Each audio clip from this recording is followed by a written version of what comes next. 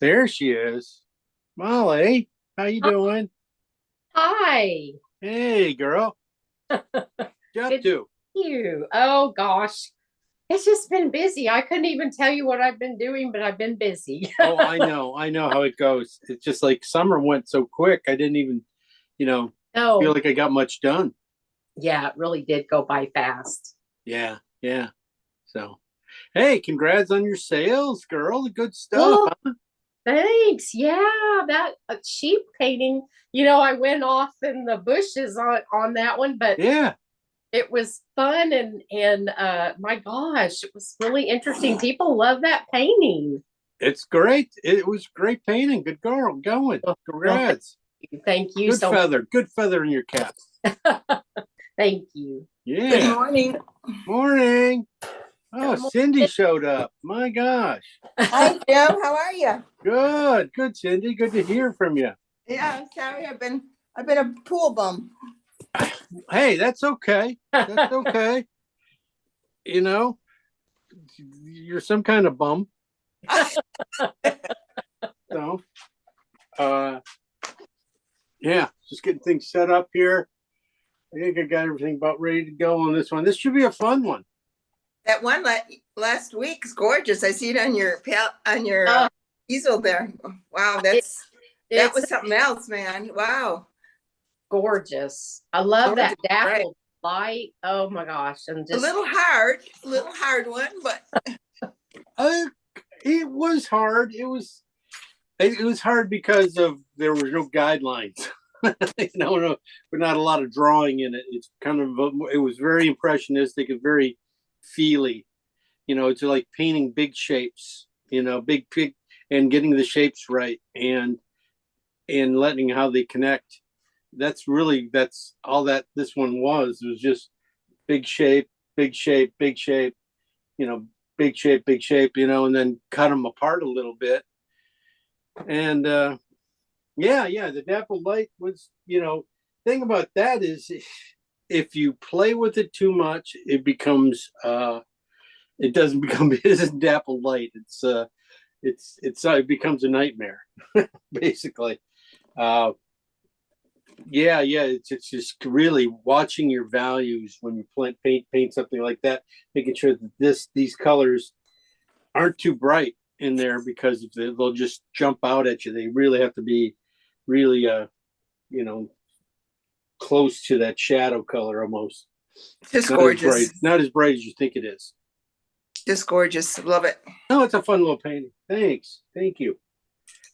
Yeah, that was from our trip. So we had a good trip there. That was a good, fun trip.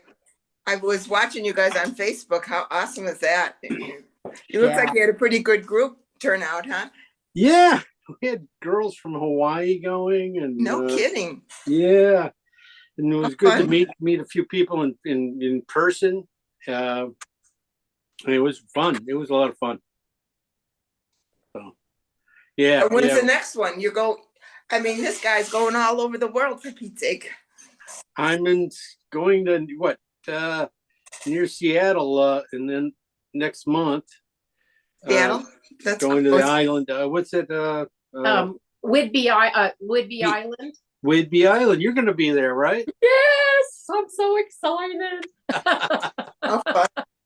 I'll be there. So, yeah, a little bit everywhere. I get, people call me up and give me workshops, so it's kind of nice. As long as I can get them filled. That's the thing, is keeping them filled, getting enough people to make it worthwhile going. But it's going to be fun. It's going to be a lot of fun. So, okay, we are in. There we go. We can start class. Oh, there she is. She showed up. I did. All right, Lynette. Well, we were just talking about this one from last week. This is from Toulouse. We painted. This is a carousel. The carousel we painted last week. Yeah. The idea of painting it and not really painting a carousel and painting just shapes and colors and things, just trying to get that kind of thinking into your head that it doesn't have to be perfect all the time. Just certain areas have to be good. Yeah. Really, you just got to hit these little. Hearing it's so wet. Just got to hit this top area and a couple of these things down in here, and that's about it. And the street lamps, those are important. Oh, the street lamp was pretty cool. That was a great, interesting how easy that went in. I saw somebody else was using one of these big squeegees and stuff, and I used it for the street lamp. I just put it down and went boom like that. Wow. Pulled all the paint right out. Made my straight line, made my thing, and then I did this carousel horse lines or the verticals with this thing, just touching them. Is that a window washer thing? Yeah, it's a window washer thing. Huh. And I got, I usually use a palette knife for that, but this stuff was a little bit too big, to do. Like that. So I said, hey, that's pretty cool. Let's try it. So that was a neat little trick. But today, man, we're gonna have some fun with this one. I'd always painted this one not too long ago as a freebie for the class, trying to get people to sign up. But it wasn't like this. This is one I just took. In fact, on Labor Day, when we were up in our cottage and stuff, I was taking the dogs to do all their swimming and getting all my photos and trying to collect as much as I could before the winter hits. But this guy, when we went to the beach, we drove up to the beach area, and there was a family of swans on the beach, and they would not leave. It's a small beach, it's still like, 25 yards big, and they weren't going to leave. I mean, right away, this guy stayed behind. Everybody else kind of moseyed on out, but he stayed behind, and I just took out my camera, started photographing him. And he finally got in the water and took his time. He was not going to, he was not going to be rushed. He was doing it on his terms, leaving on his terms, he said. So, but he just got past right here. He just passed the shadow of some trees that were cast on the lake. And he just started coming into the light. And then, so I was taking photos. And this one, he just happened to kind of feel like he kind of looked back at us to see what we were doing. And I just said, wow, that's a great, that was a great shot. So I kind of feel like I can do this one really, a real nice one on this one. I'm thinking because it's kind of like that Water Guardian I did. And then was in the exact spot I did the Water Guardian in. Same water, a lot of really beautiful actions in it. So I think it's going to be, that's why I grabbed this. Oh God, let's paint it now. I know I mentioned something about doing water lilies with you guys, but I just did water lilies Monday night, and Yeah, those are beautiful. If you guys are interested in that, I'll give you guys that video too. If you want, you can have that video and watch, and paint with that one too. Says no big deal. But let's pull this one up and get going on it. It should be a lot of fun. Anne Marie's here. Oh my God, don't let anybody in. Hi, Anne Marie. Hello. Hello, Anne Marie. Hi, Andrea.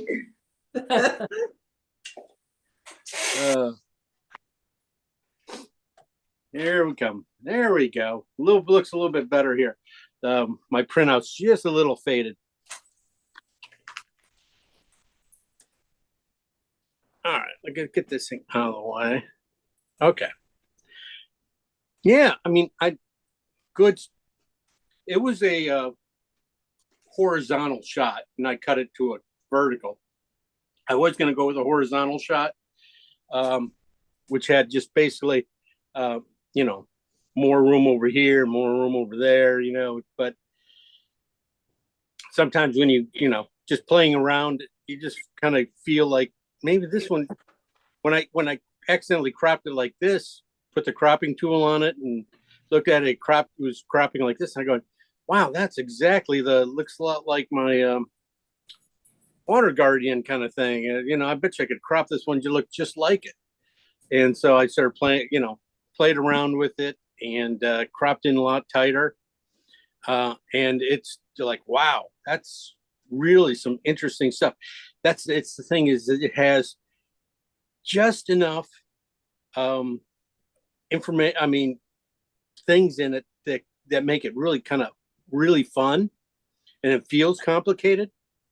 But if you find there's just enough things that make it uncomplicated too. Yeah, you think this water up here? Yeah, it gets a little crazy. We'll probably just subdue that a little bit back there, because that there is a lot of stuff in there. Usually, a lot of times, all I'll do is worry about the big things here.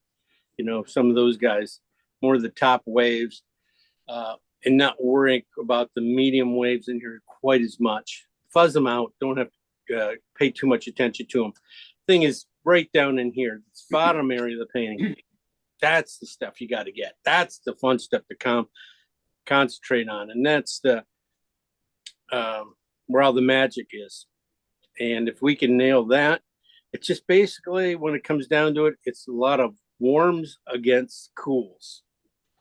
And they're all they're going to be built off of like phthalo green, and up here, phthalo green, and this is going to be probably transparent oxide red mixed in with phthalo green, just a little bit of phthalo green because oxide red, transparent oxide red's not that strong.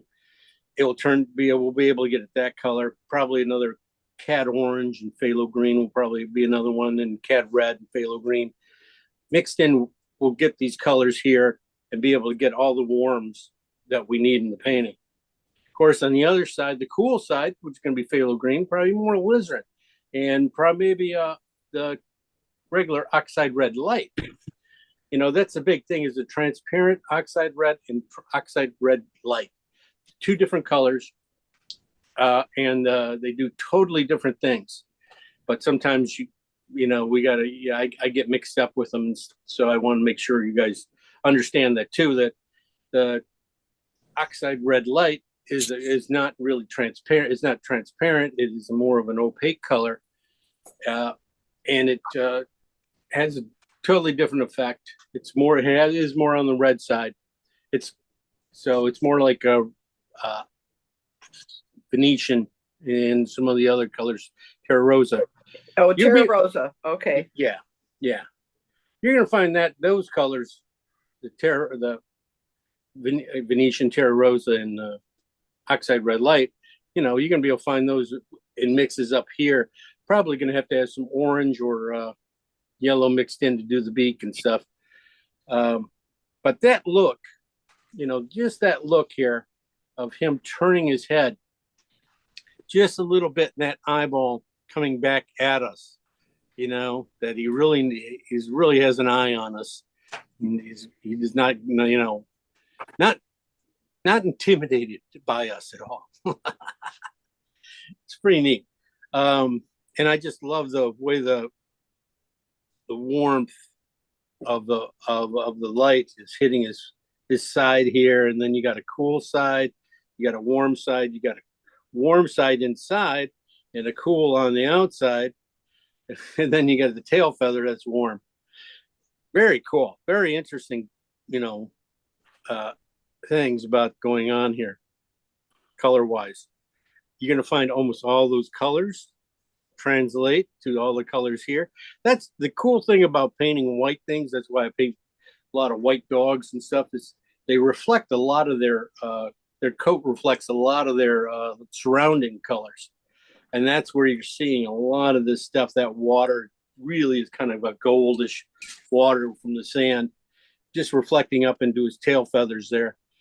And then seeing the reflections of these greens and blues and into the side so strong. I mean, that's just such a strong broadside hit, of color there on that. So nice. And then to have that color go up the sides of his head just a little bit. This could be a really great one. This could be a lot of fun. But I would say again, these things back in here, you have to do all of them, but they aren't hard to do. If we end up needing them, it's oils, we can put them in, we can take them out, and we can put them in again. I've done that quite a few times. Design wise, let me see. Oh, design wise, yeah, you see pretty simple things here about him. If you look at this, his body to the top of his head, lengths, basically it's split in half to his body. His hump, his wings go back there and stuff to his top of his head, to the bottom, to the water. It's just halfway split. Easy, good things to do. Let's keep the head on the 1/3 side of the painting.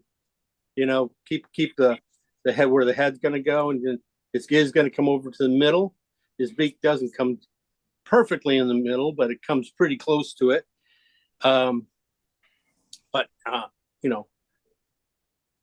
When with that lean and stuff, that's going to keep it over to the right side there a little bit. So that kind of stuff, everything else, simple kind of drawing. It's not going to be heavy drawing. It's really going to be a lot more painterly than anything else, because we don't need a lot of super drawing. See the warmth in this top uh, blue here, you can see the purple in it. You can see the red in it compared to this bottom half down there that has a little less red in it. It has basically more blue, phthalo green. This is just phthalo green and purple. These two are phthalo green and alizarin put together, these two colors. This is just more going to be more phthalo green. Yes? Go ahead. Talking to me? No, I was coughing. Oh, okay. Kathleen? No, that's Anne Marie Uh, coughing up on us. Sorry. Bless you. Thank you. Anyway, so that's what I was trying to say is, yeah, this whole area down in here is, these two are basically the same color. This one just has just a little bit less alizarin in it. That's, I could, I know this painting already. I don't even have to paint it because I know all the colors in it. Back in here, you're going to find these colors here. These are going to be oxide red, light, and phthalo green. As you go back, these guys going to be mixes, but down in here, like I said, they're going to be transparent oxide red and phthalo green. But it's going to be, like I said, barely any phthalo green. Bring the phthalo green in very slowly when we mix our colors. There will be some other heavy colors in it, but those are the main ones. Design wise, I love it. Everything else, values, we'll talk about those when we get going over to the palette.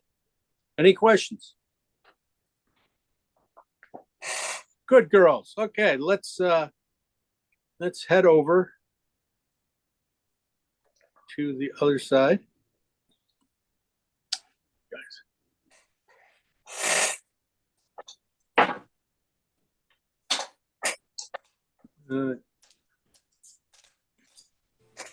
God dang it.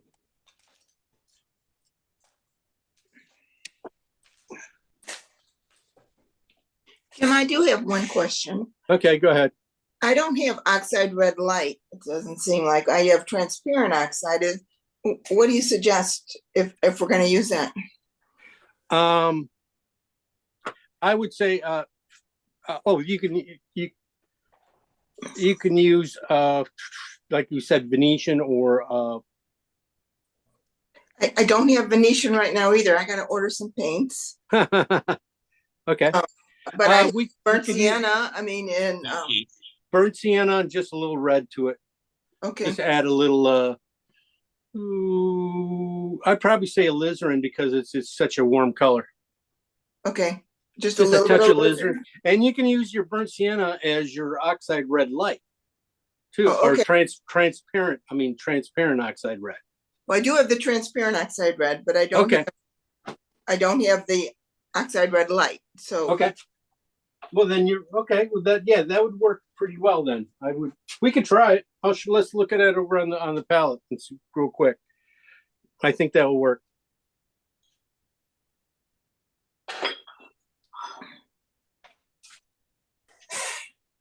Well, I don't have burnt sienna out, so but now I'll just use this. This is transparent oxide red, and I would say alizarin. Just a little bit of alizarin into that color.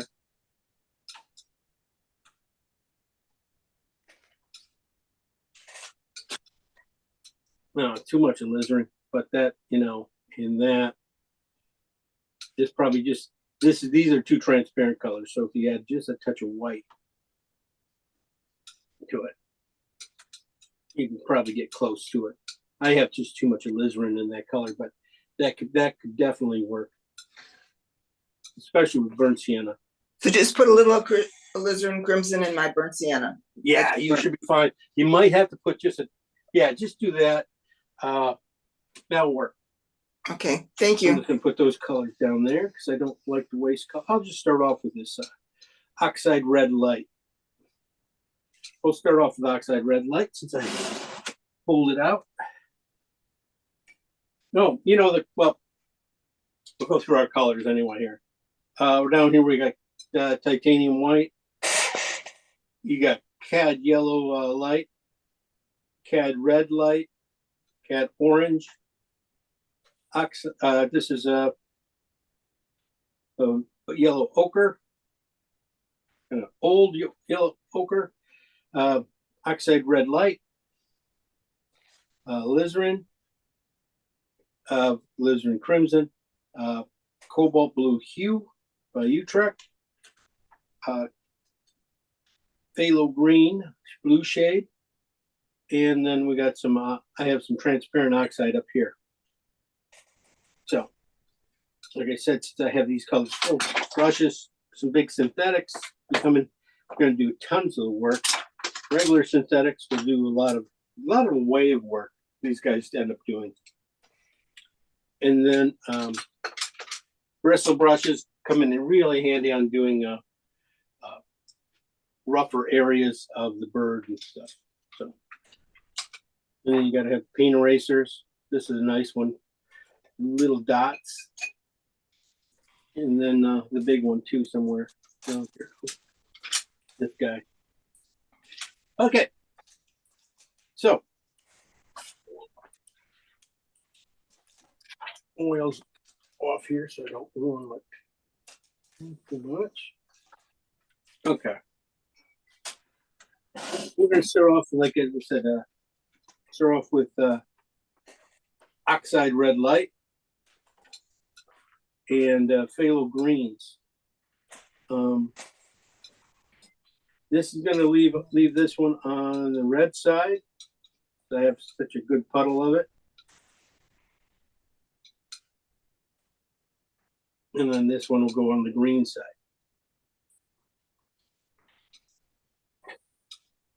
That's a big pile of green, that little piece.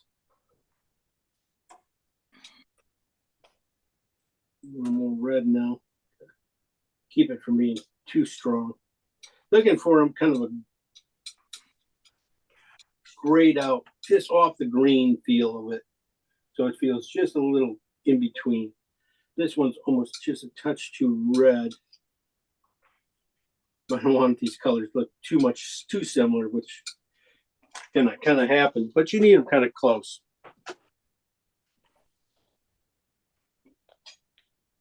Let me see, 1 second. Okay. If you have any questions, just let me know.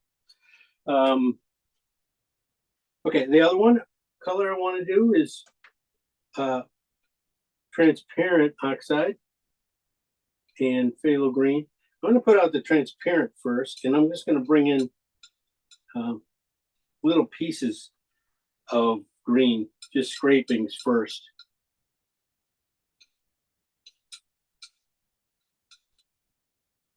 Because this turns very quickly, this color, and it doesn't take much sometimes with the phthalo. And then you get kind of a nice warm green there.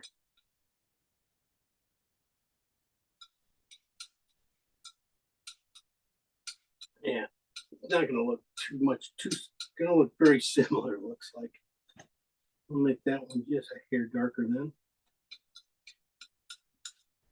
Keep that one the brown one, and then slightly more green. It looks brown, but you know, when we add a little bit of white to it, it'll work out.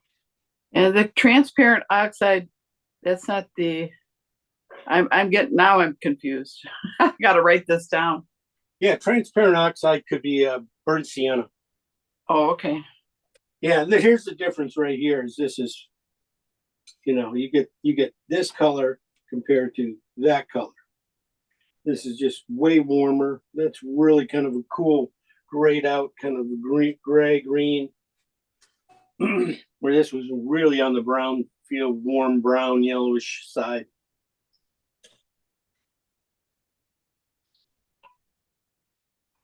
Okay. Okay, wait a minute. Sorry, I'm confused. So the second set of piles is transparent oxide red and what? Phthalo green. Got it. Okay, thanks. Just a hair of phthalo green. That's why I was bringing it in very slowly.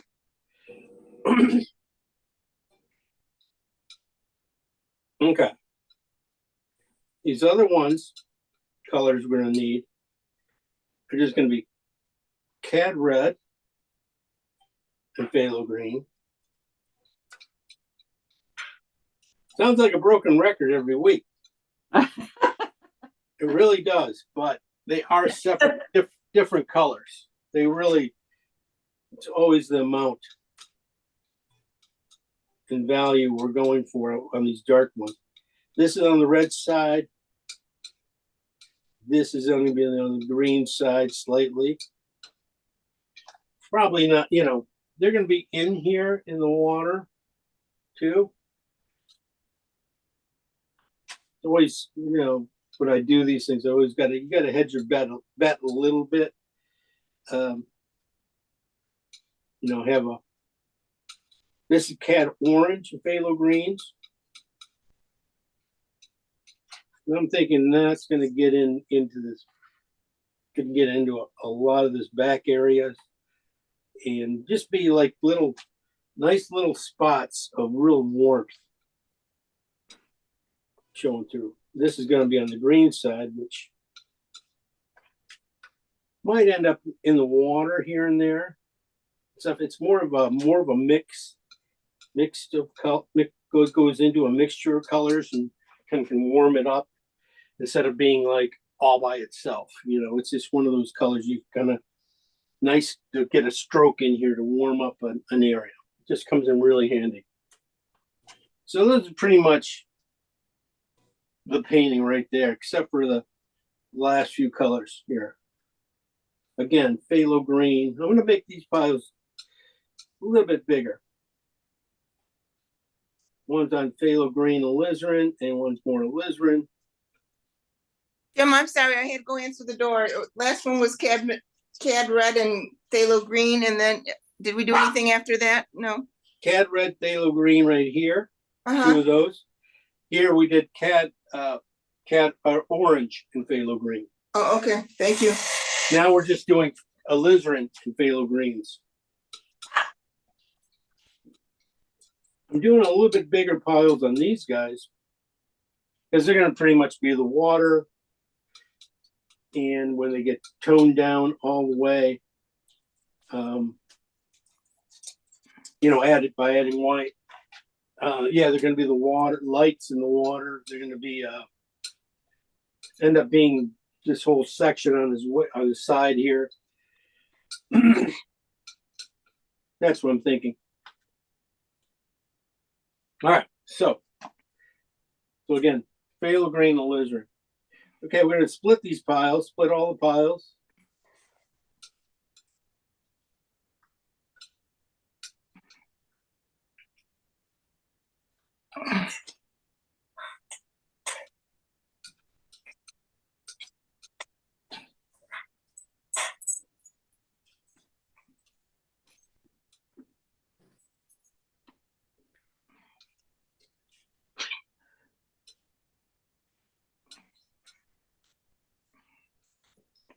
I'm going to add white. Well, a few of these I'm going to add white too, but I'm also going to add a couple of these. I'm going to add some yellow to them too, because you just got to have a few extra colors. But that's, you know, really, this is probably about it. White value on that water, and okay, the water itself is pretty much at a 4.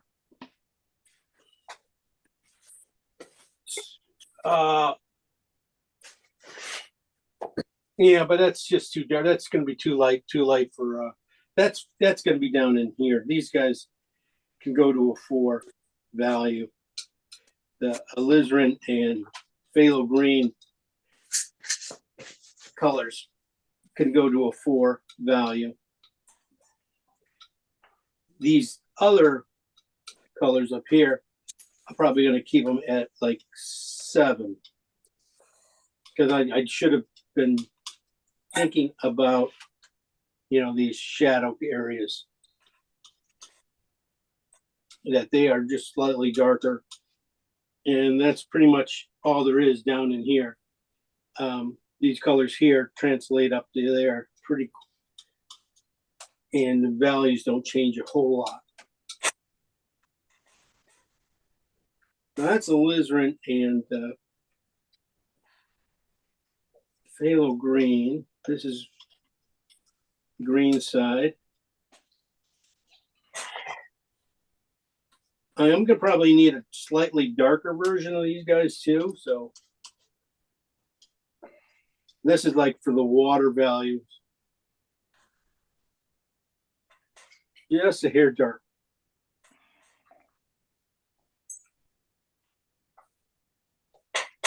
I'll do it. But you know, they'll also get into this area too. So we'll see. I might have to lighten those up. Okay, like I said up here, these guys are going to go to about a 7.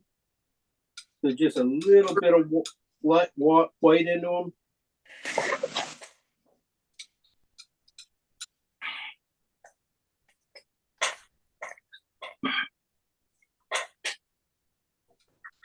This green should come out pretty nicely. You'll probably see this color in the water in certain areas.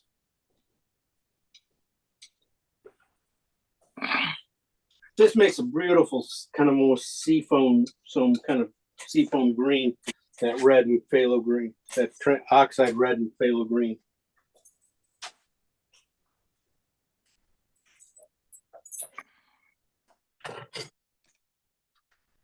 Okay. Clean this off.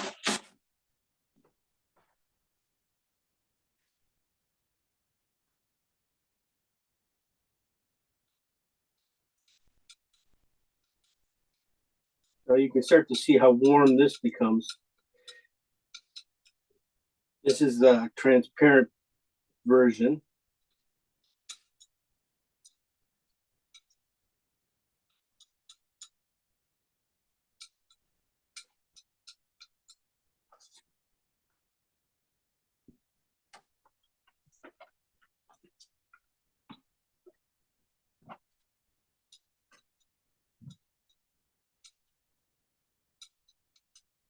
This is cad red and phthalo green.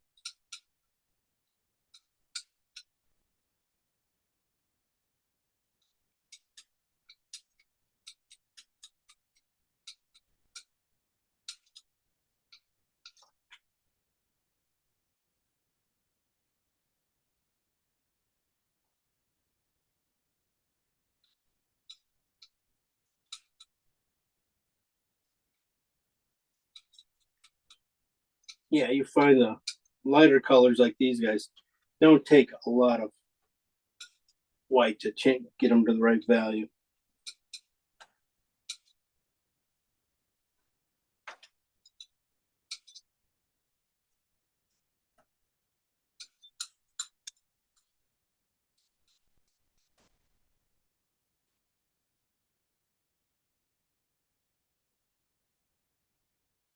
Okay.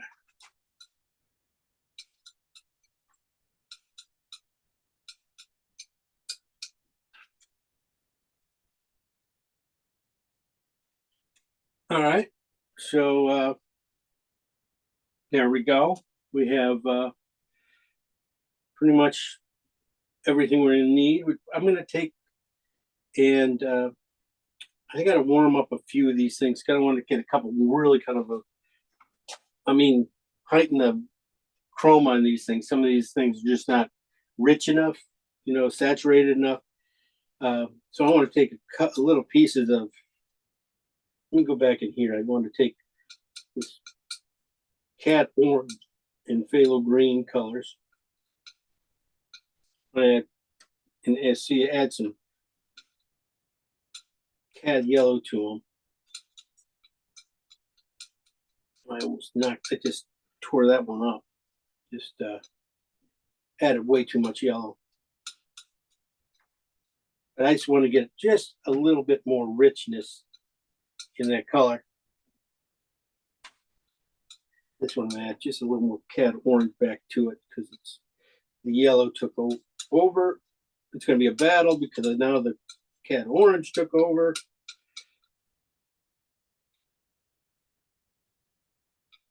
There we go.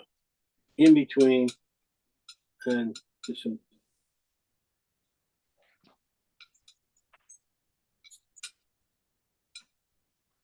cad in there. Just enough to do some damage. But, okay. These colors, value-wise, I see the things. Probably gonna have to take them up value-wise. This is midtones.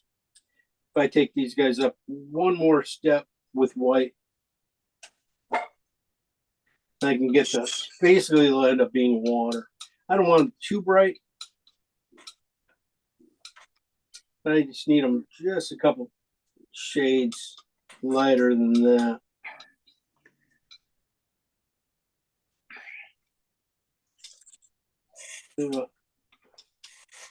Good step.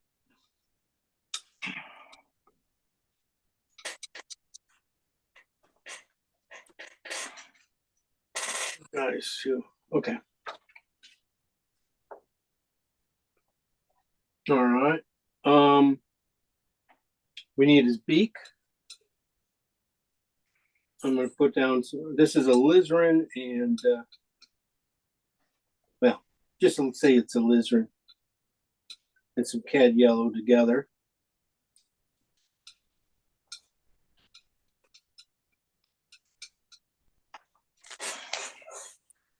That'll do pretty much it. Make a little bit more on the yellowish side would be great. Just for a couple of more warmer areas.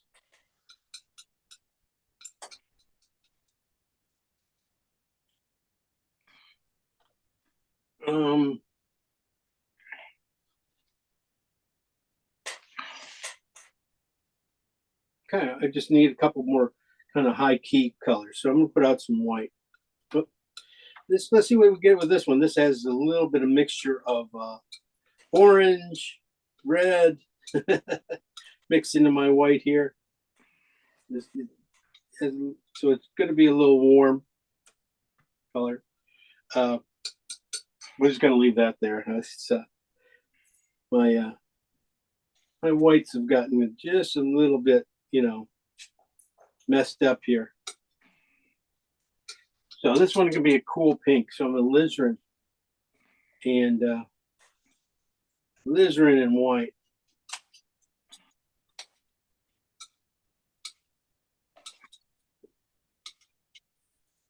Gonna have to have that.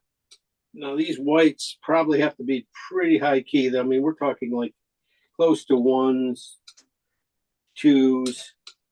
Try not to use a zero, but get to ones. So I need a yellowish one, I need a white one, and I need a blue one. Blue, white. Oh, crap. I'm just bringing in that white, blue color just a little bit at a time. There you go. Just enough to shift it off the white so you can see the coolness to it. It's probably, that will come in handy when you get into this area here. Sometimes just to make these colors sing. I'll also do one warm, well, I'm gonna have to do two more because this is kind of taupey. I need one that's kind of a cad yellow white. So just a little bit of yellow and white. So it's just really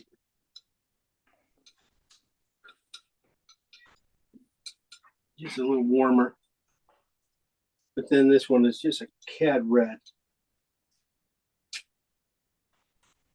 and white. And I have a cool pink here, but I just need a warm pink. I always just need it. And that just had too much CAD in it. I'm gonna use up all my white just to get that out of there.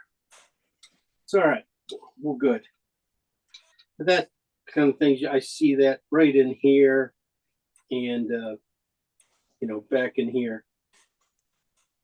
So those colors be your high key colors.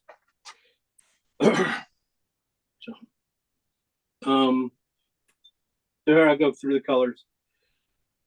We started off with oxide red light and phthalo green here. And we mixed them up and brought them down to about 7. Those are going to go in this area here underneath. And some of these colors more lightly, the 7s will end up being back into the, you know, front of the waves. The front of the wave is what these guys are. That they're darker areas. Anything that it's darker means you're seeing the ground. Yeah. Anything on the lighter side is the top of it. Those guys are you're seeing the sky reflected down. So that's what we got to have a little bit of both. Everything going on here. Also over here we have transparent oxide red with green, very little green, mostly oxide red. Bring him down with some white. Here we have CAD red and phthalo green. This is on the red side. This is on the green side. Definitely, you can see what happens here. Over here, we have phthalo green and CAD orange coming down with just a little bit of white, mostly CAD orange, just a little bit of phthalo green again. Down here, we could spike the color up. I added some CAD yellow to these two little pieces, just because sometimes you need a zing, a little strength to it. Also, if you do these guys, I should have done a piece of these guys too, these phthalo green with some CAD yellow.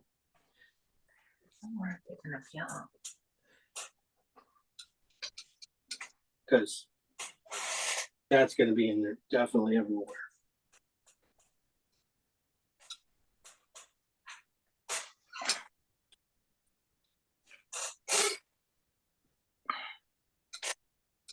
All right. Good to have those little mustard colors. So these guys are transparent oxide with phthalo green with CAD yellow in them too. So I did these two too. So CAD yellow. These are the white ones when you just put white in. These are what happens when you just put some yellow in.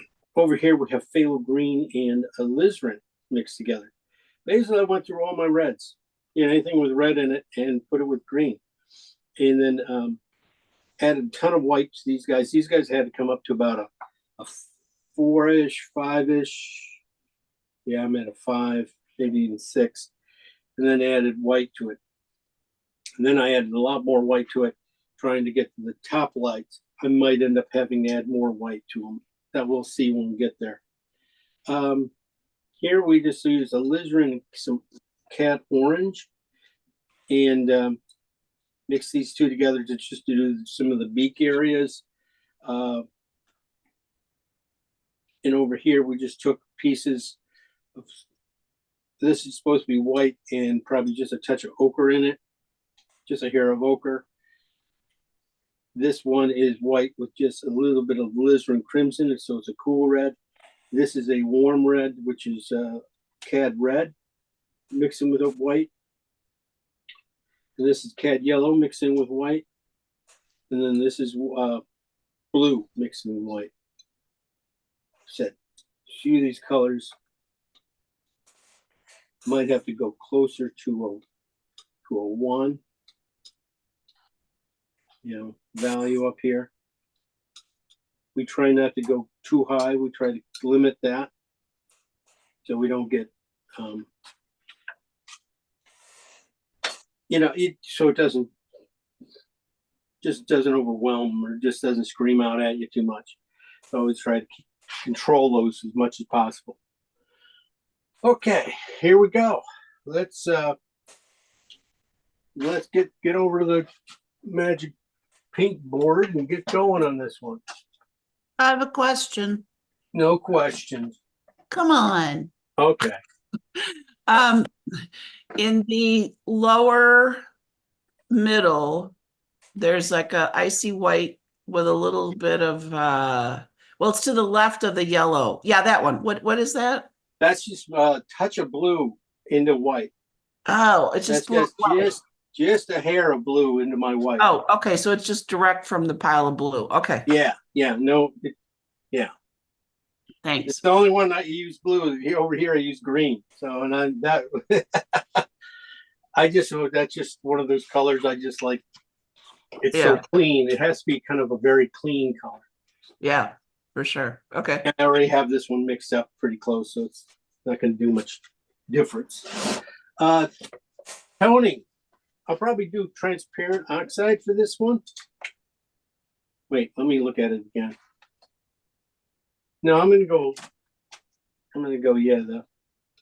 just a little cooler red. I go with the other one. I'm gonna go with light. Oxide red light. Okay, let's come back here.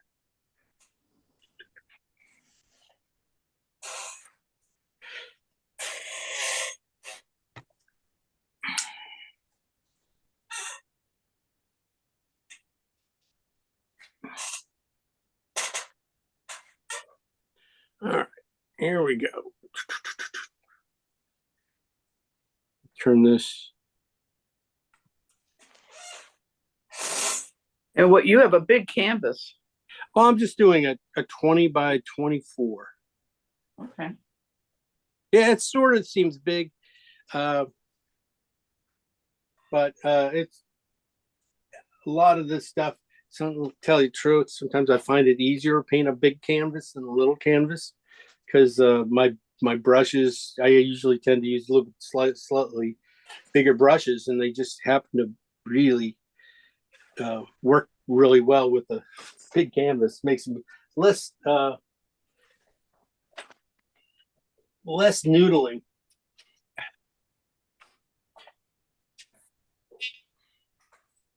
So,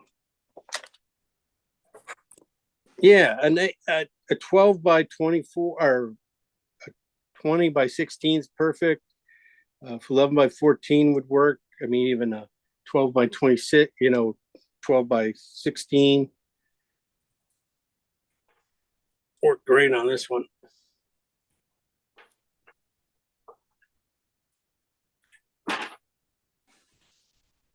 All right. So let's tone the canvas, draw it in. And then just, kind of like I said, remember that height is split, basically is 50%. Trying to find that 1/3, bottom third of this painting is where all the information is going to go. Top third pretty much is just kind of messy waves.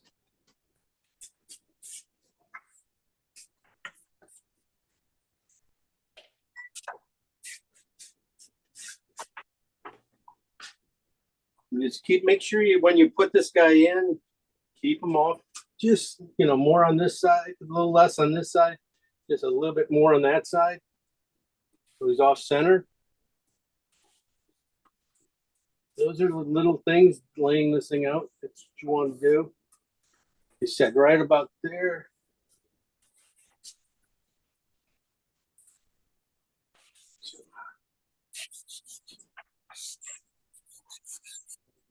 Measure that way. Too high, so it's got to be lower.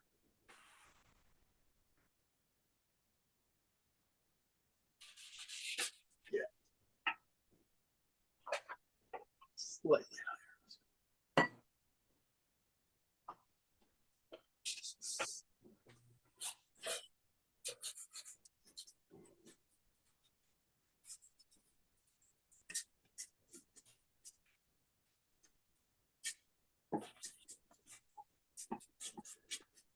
Just getting rid of some white and basically cleaning out this brush too. It looks like I had a lot of green in my brush from this week's painting.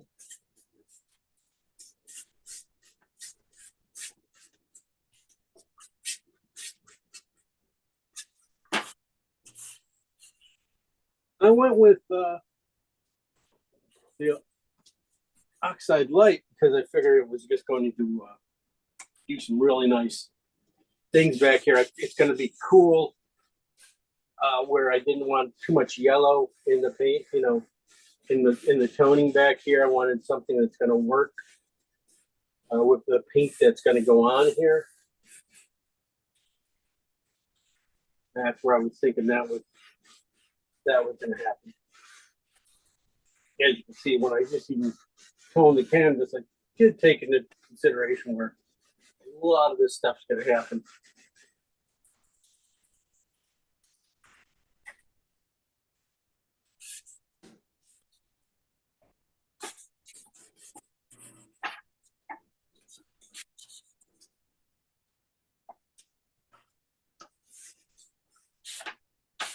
Okay, lay it out now. I almost did have it laid out.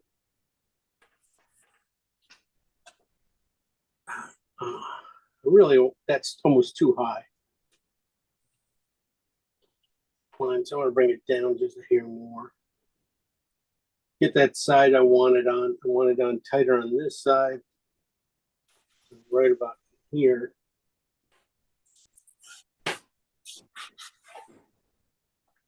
Also, sometimes, you know, when you got this tail and this line here, making sure that line is graceful, that it's not just you know, just too straight, that it has a nice little curve to it. You know, those are nice little things to have, always have in your paintings. Makes it better than photo. I mean, that's what we're always working at. So I want to come over about here.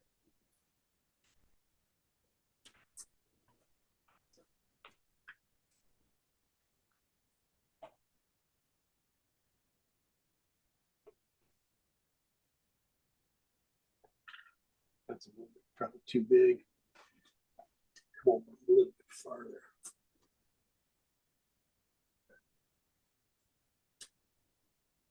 Set it right about here. I want to get up to.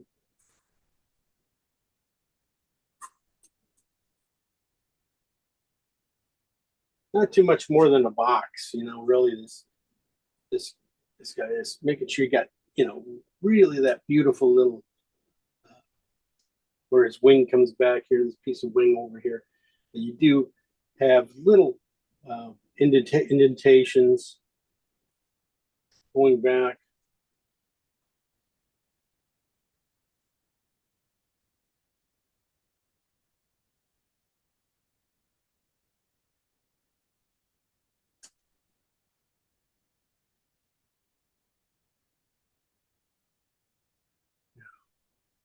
Just nice there.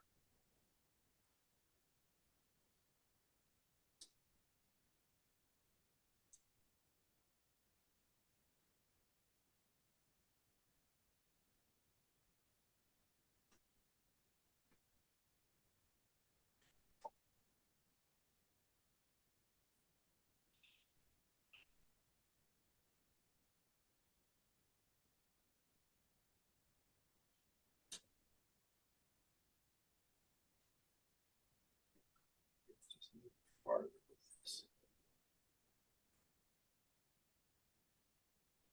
I'll do it.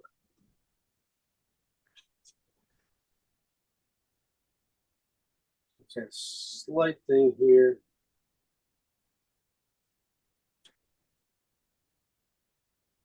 Foot, you can barely tell right here. You have this little highlight in the photo. That's really where his foot is hitting the water right there.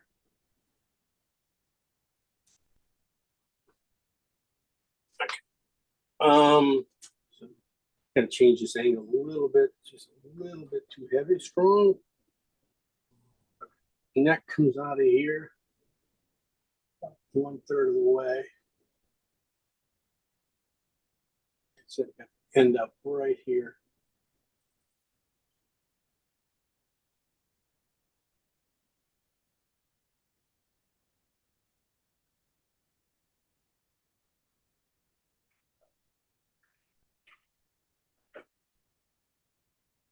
I said, just nice, graceful, you know, lines.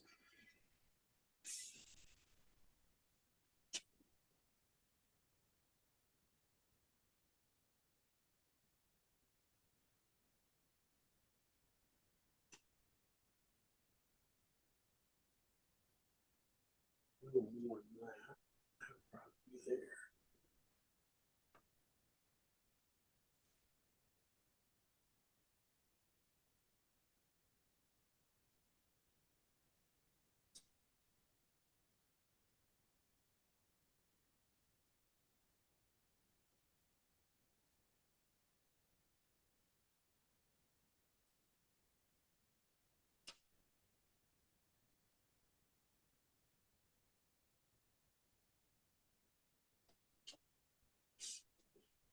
A lot of times when I'm measuring stuff, I'm always looking for the negative areas, you know, making sure that these areas kind of match up too. So, always little things I look at. Doesn't mean I'm drawing it right. Doesn't mean it's perfect. Definitely never. Always a little bit of work there.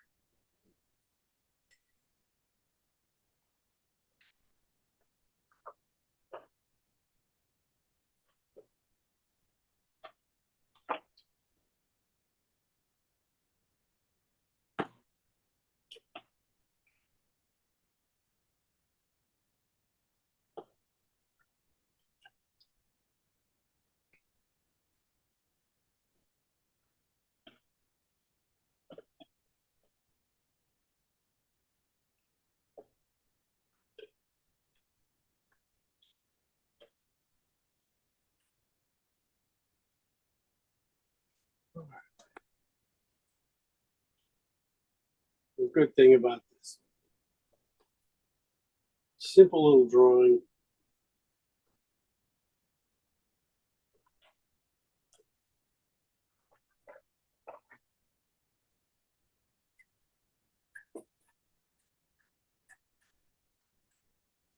And I can screw up.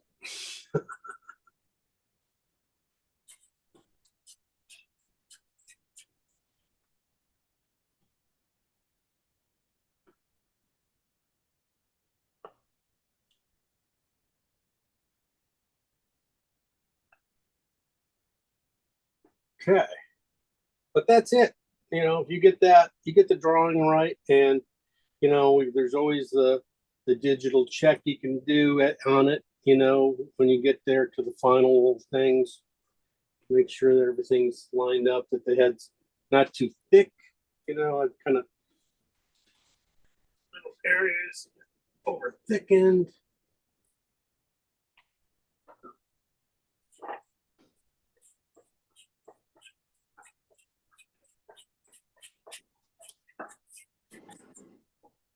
Might have made the beak just a hair too long. That's okay. That's things you can fix pretty easy. I can wipe out any highlights. I might look at that for you. Always.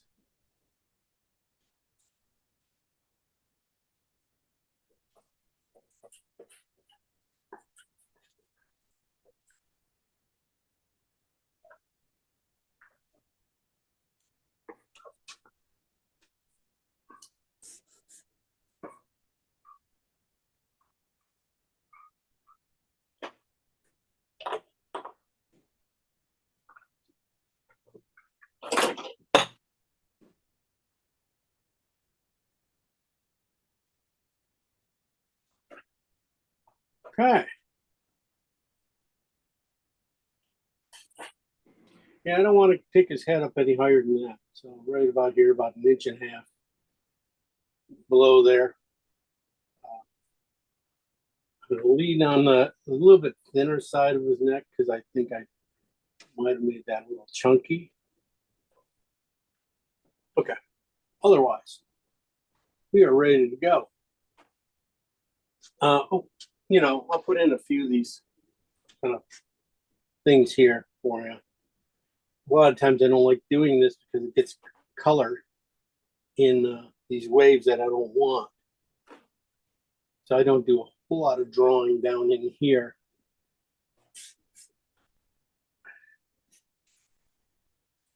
But just a few things. Now, wait, you can see these things. They're just basically reversed rectangle or triangles. Just a little rounded off, slows them down. They're peaked. They're really strong. The water is strong. So these are gentle, soft curves at the top. You know, and basically, you know, there's only 1, 2, 3, 4, 5 of those down in here. Really, or anything right here. 5 there, then there's a big section of 2, 3 of them here, kind of making the dark area. And then everything else is just smush. Everything else is just thin. So concentrate on those. Concentrate everything from this warm orange here all the way down. Get those guys. But first we go to our darks. Before we get to, so we're going to start with those though. That's a nice thing. This is a oxide transparent. No, this is not transparent. This is the oxide red light with phthalo green. It is on the red side. You know, I'm going to put a line of that because it's kind of red brown and stuff in here. You know, the line that get a nice line of that at this bottom of the bird here going in.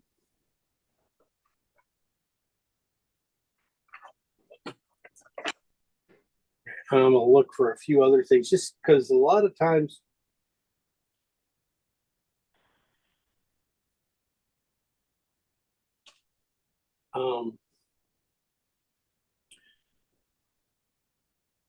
sorry, a lot of times, you know, this color goes a lot of different places, just doesn't show up right away. So but I do need it underneath this area. That's what I was looking for. There's this wave right in here, right the reflect. It's kind of this is always the thing. It's a reflection of the bird plus the transparency of the water and the wave. It always looks complicated, but if you attack it simply just by layering colors, it usually works out pretty good. Just go through your darks to your lights and it will work out. Just get those spots you see it in. So I'm looking at right in here at the lower parts, and then at the bottom here, they don't have to be down. Just the idea of where it's going to go.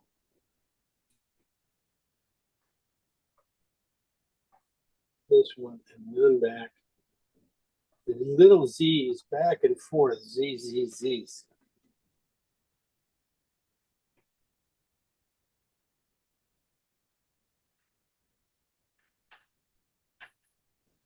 But okay, I'm going to skip down. I have to go down to my phthalo greens and alizarinds really right off the bat. Really, I should have been getting this one little spot here, right in these 2 spots. Start to get this color in underneath. It's my cool dark down here, which there's not much else, you know. You got some for darks. I mean, everything else is pretty much warm. So getting this color in here is neat. Really getting it. And this is where I started looking at shapes, you know, points, things like that, and these things.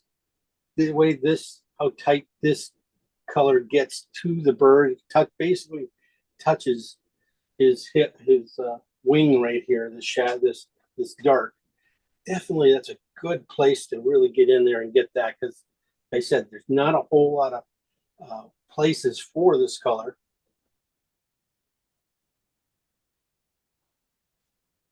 I say that, and then I always keep going and going. Oh, here's it is, and so yeah. And like I said, triangles, pretty much the key things is twisting your brush down.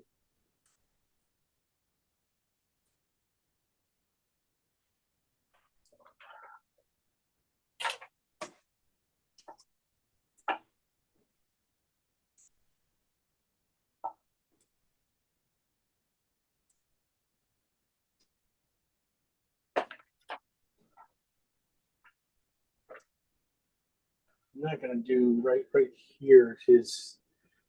That is his foot coming out. In here, I want to put that into some. But what I'm going to do is get this color. I mentioned these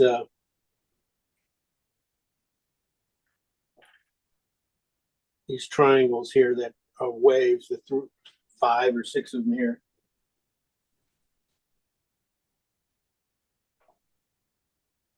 And what color is that, Jim? This is a phthalo. This is thinned out phthalo green and alizarin.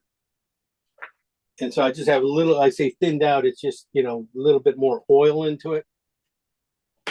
But the reason I do that instead of putting white into it is because of the strength of the color. When I will react to other colors going into it. If I put white into it, it's going to change the other colors with white.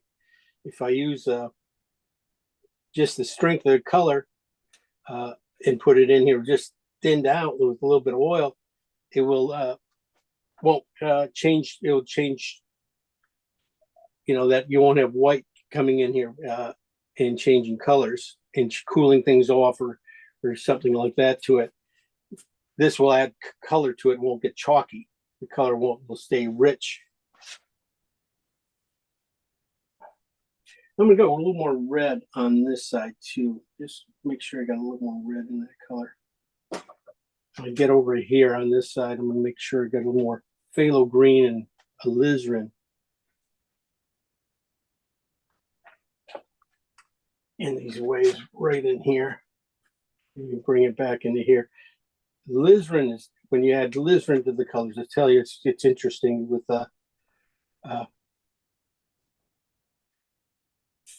phthalo. It's because when you add white to it, it becomes a high key purple. But as a dark and stuff, it just kind of really can be darker than the phthalo green.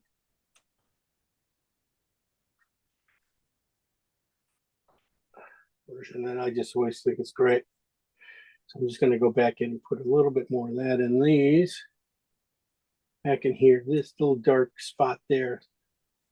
That's probably his other foot right here. That little dark area right here. Right underneath his tail, there's a little dark spot there in the water and stuff. I'm sure that's probably his foot. And I know this right here is coming off and going forward. So his other foot's probably right up in here. So little things will probably help, the painting and stuff. So that's why I'm passing that kind of little stuff along to you. Going through the darks, just going through these darks. Okay, now the bird itself. Definitely want to get some of this darkness into the bird wing here. Again, like I went over just a little thinned out. So I just did my brush, a little bit of oil, grab it. The color itself by now is just not full strength. I mean, it's full strength. Which color is that, Jim? This is again alizarin and phthalo green. And I want to get this back edge here, right by the light here. That's where I want to get really be able to see the phthalo side of this color, because it's going to be really pretty when you add white to it. So that's why I'm kind of hedging my bet, kind of just shoving a little bit stronger color there. I know what's going to happen when that, and knowing what's going to happen. That's just basically painting a lot with these colors, starting to know these colors. And so I'm just going to paint basically this whole section here. Maybe just add go to the alizarin side just when I go to the front here a little bit. One of the things, red usually comes forward. I always say, comes forward and visually, but green. But when they are equal, and the alizarin is cool, the cool red, and basically it's not alizarin anymore. It's a purple and stuff. So purple sits back, green comes forward. That's why I'm pushing the green here, more alizarin in the back edge of the bird, or maybe, that kind of things. But then, even when I say that, and then, you get to the neck, and you're probably going to switch over, just end up switching over a little bit, be more, even though this is farther back behind this area here. I just need the green to show through up top a little bit more, because it's catching a little bit more reflective color up here. Okay. And that's where I'm still pushing the green side, especially up top. Right in here, I'm going to push it. Even though you won't see it right now because of the values a little dark. Looks like mud, but when it gets there, it'll be fine. Let's see. I'm going to also go back and just mark a few of these waves here. I'm going to thin it out where that's getting a little too rich. That's what I'm looking for, just basically marking a few of these where the waves are going to go with this color. And they're very thin.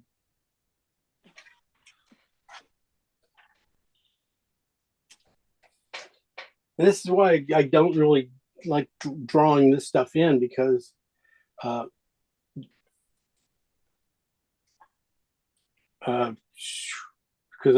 just think that it's just twist the brush, opening it up and stuff. It's in following the line. It's not you don't have to be perfect. I just want to get a few of these guys in. And another thing with when you do waves, making sure they're slightly different, longer, skinnier, whatever. So you don't put too many of the same size waves next to each other. It just kind of gets very boring. And what color are you using now, Jim?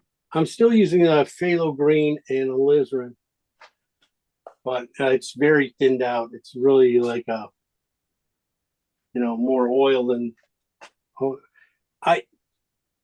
it has a lot of oil, but my canvas can handle oil.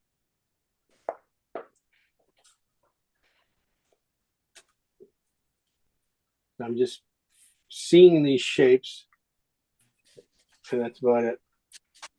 Just marking them for later. And another thing, getting them to run together, so connect.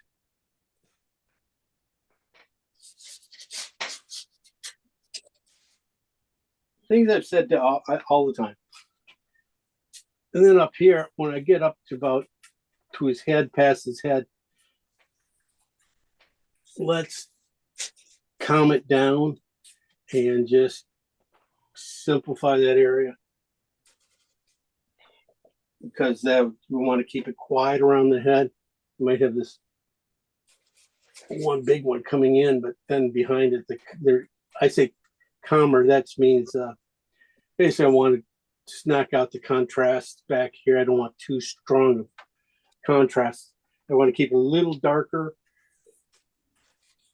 and not bring in a lot of brush action. I want to keep the focus on simple, keep it kind of simple back in here, so that this bird's head just can have some place to rest, the eye to rest.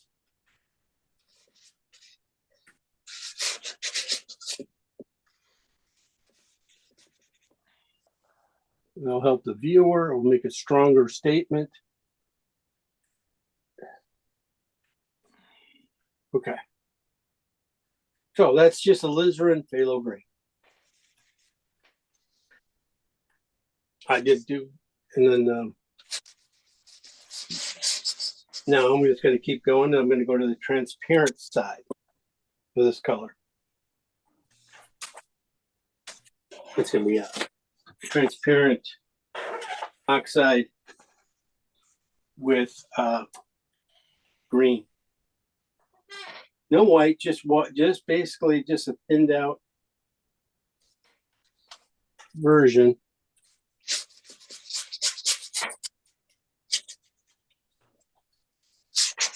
I'm going to start that in this tail, the bottom of his tail. This is the, I think this is, yeah, this is the yellow side.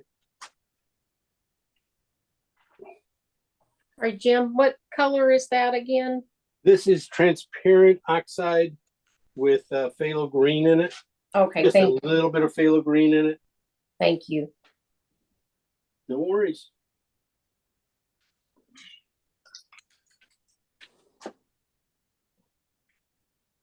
I'm gonna just, it's very thin too. I'm not putting it on very thick.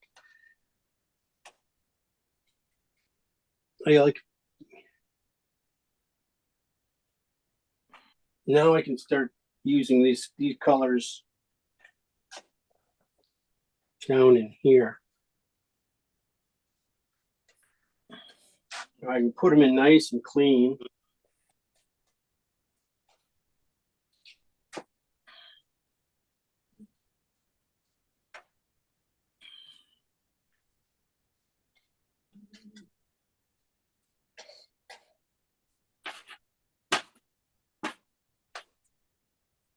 We'll be in good shape.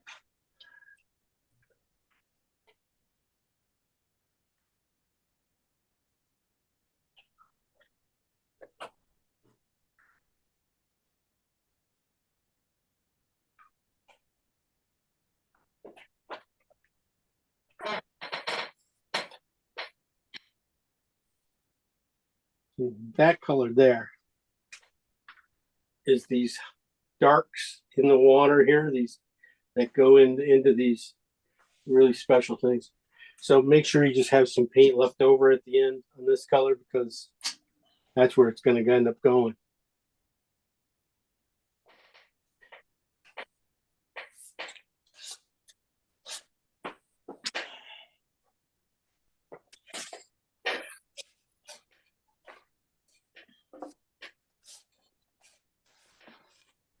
And again, making sure that these waves don't run too parallel each other, so you got little angles.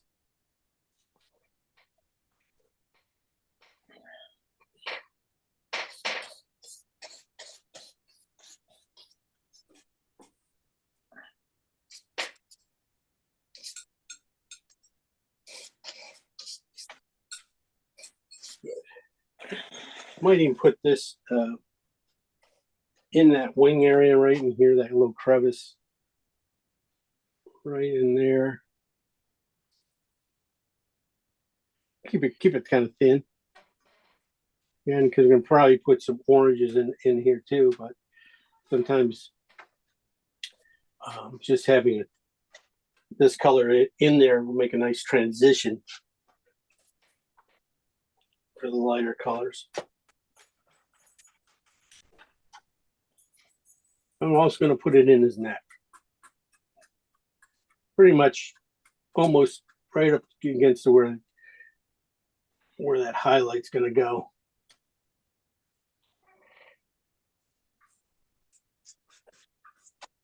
It's definitely underneath here. Picking up some nice warmth here.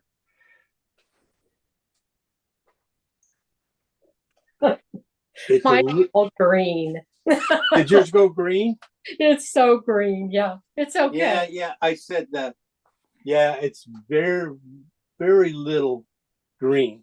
Yeah. It just takes over. So it's really almost pure oxide. Yep. And depending on your oxide too, how strong your oxide is. Transparent oxide. Right.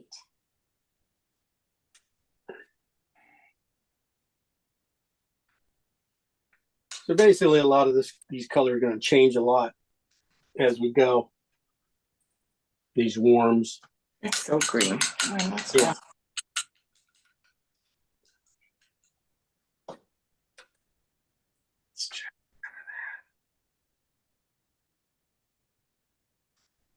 And so what color are you using right now? You're tricking us. I did not. This is oxide red. This is transparent oxide. That's transparent oxide red with just a hair of green in it. Phthalo green in it. So it's almost like a brown. That's what I use everywhere, pretty much in the warms areas here. You're gonna need that color for, like I said, a few things here. Else here, like anything inside these waves, anything like that. That's pretty much this color. Can be this color. This color is going to be probably your magic color for the painting. Yeah, I always find a magic color in every painting, though. That's awesome. There is a color in there that's going to work. Make the painting, and it's always kind of fun to figure out what color it is. So Neat. yeah. Usually, because it's always exploring a little bit too. Okay, I'm going to go back now, just a hair far. No, I'm not going to go there. I'm not going to do that. I'm not going to do that. I'm going to keep going. I got some other colors here I want to look at. These are some cad red with phthalo green. No white yet. No white. I kind of thought, yeah, right in here. I was thinking I could go a little bit in this area here, right in that little swell of water here. A lot of arcs, moving arcs in your brush. And thick to thins usually too. You're gonna find that whenever you do water.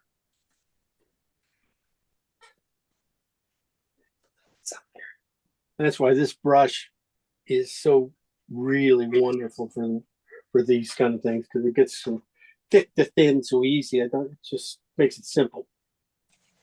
You know me, I'm into being simple. So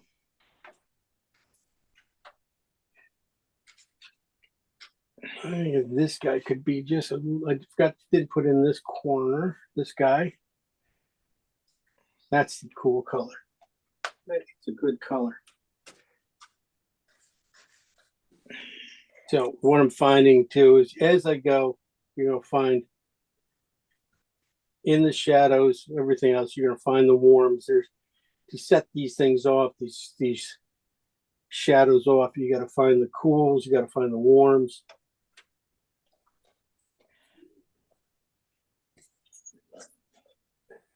And how they work together.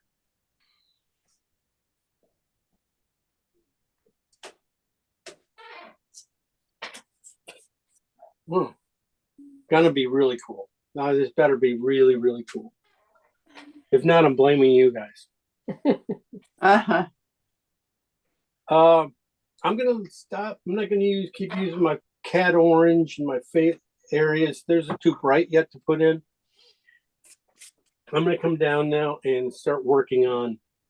I'm gonna basically, the painting is really right here. A lot of it is right here, and yeah, you got the head, but it's right here. The concentration of getting these things to kind of flow together, and so that's where the concentration I want to concentrate on with you guys. At least when you work on this area, this is where the bulk of it is. All right, so I've gone through the dark colors. Now I'm going to go with the light, next step down colors. These are sevens with just a little bit of white added to the colors. And I'm going to start with this is phthalo green, oxide red, oxide red light with white. This is on the red side. And I see it going right, back into these waves here.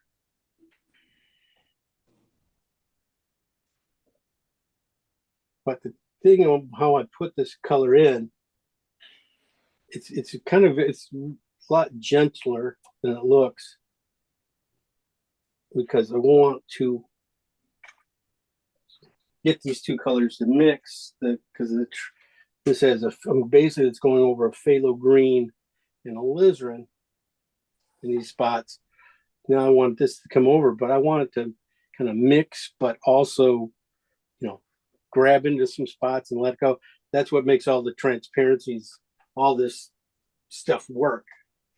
It's not like going back into all the spots and repainting them.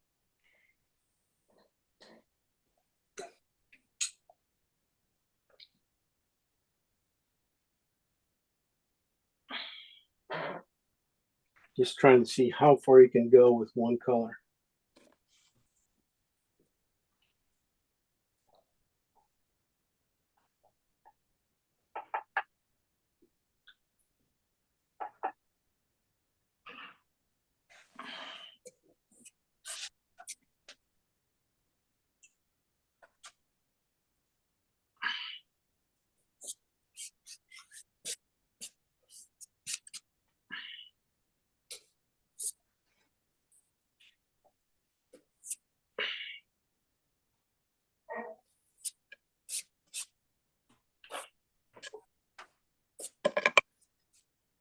Letting the purple show through.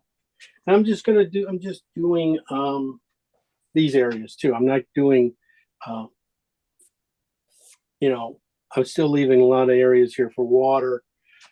This is, still going over the areas that are going to be grabbing water, or the water's coming in, but I want to just leave enough that enough canvas here that when the color does come in, the blues and those sky colors and stuff come into this area, there's enough canvas to grab. It's going to grab real color and hold it, and everything else just is going to blend out.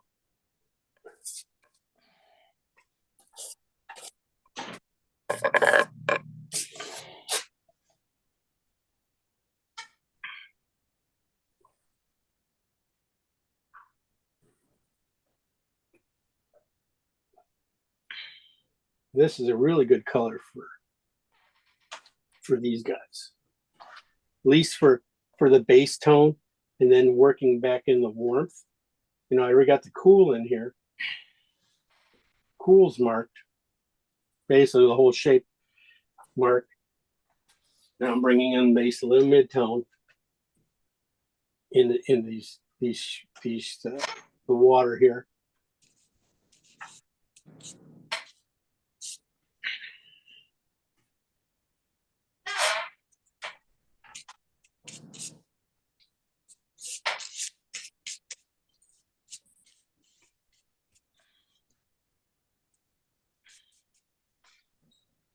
I could bring this down right to the edge of the bird too. I'm going to bring this color down. Like I said, some areas we're going to just have to keep a little subtler, because it just does get very busy.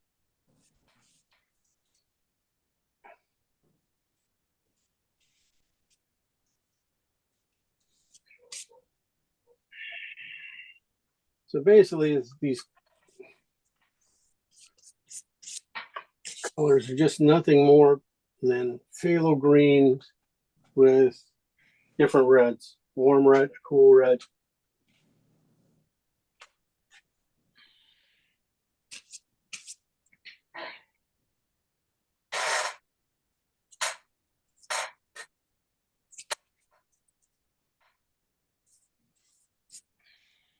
I think this one right here behind his neck here, this big one here, this would be a good one to kind of like, knockout. This is a, you know, a nice shape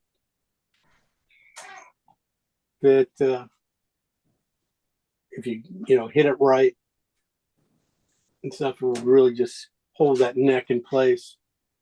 And you're gonna you're gonna feel some tension with the head turning, and this area here holding it in place, holding the head in place. Should be interesting.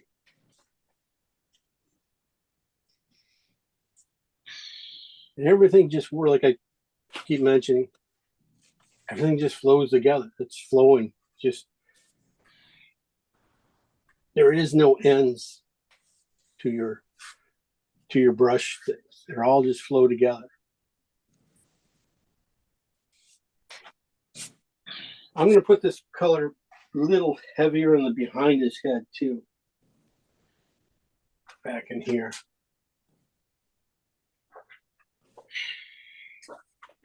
Well, this is the red side. But like I said, I'm going to keep it a little darker back in here just to set that white head off.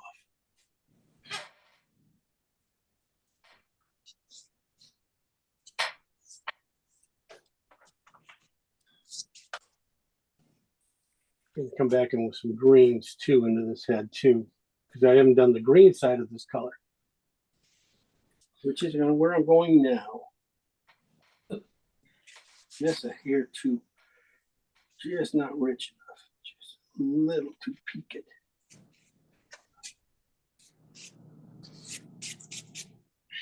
I'm going to come this, fill the rest of this area up.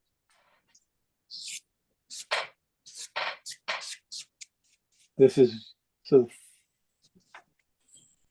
top part I put in, this is Oxide Red Light, Phthalo Green, with just a little bit of white to about a 7. Now I'm coming back in, and I just pretty much did all the bottom waves with the red, coming all the way up. I used it all the way up here, put it behind his head. Now I'm coming back in on the green side, and I'm going to fill in the rest of this area. Got to get this one spot here.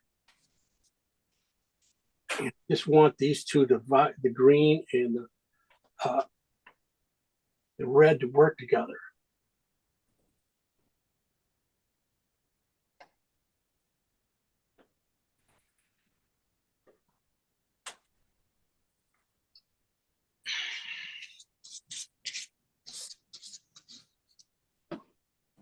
There we go.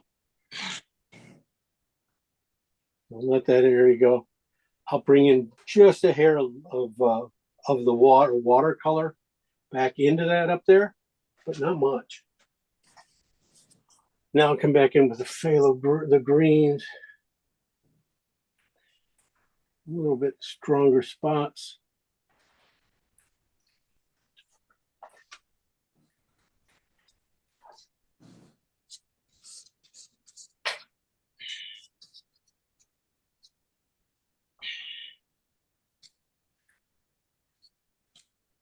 And then we'll paint the bird.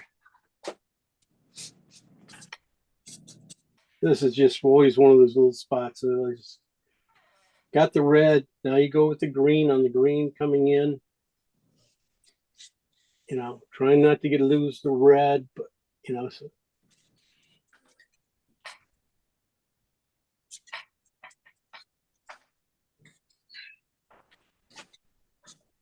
Especially in the back here, you're going to feel some of the green coming through that red right into here.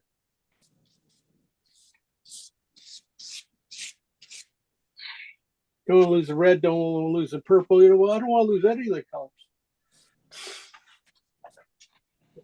I guess that's just the way it is.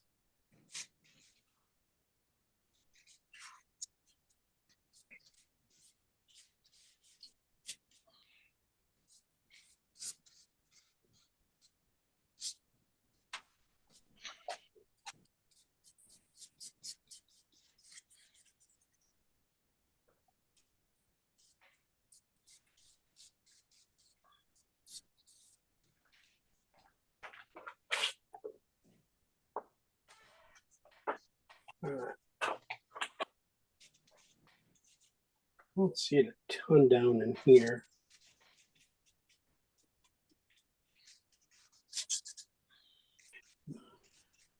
Get more over in this one.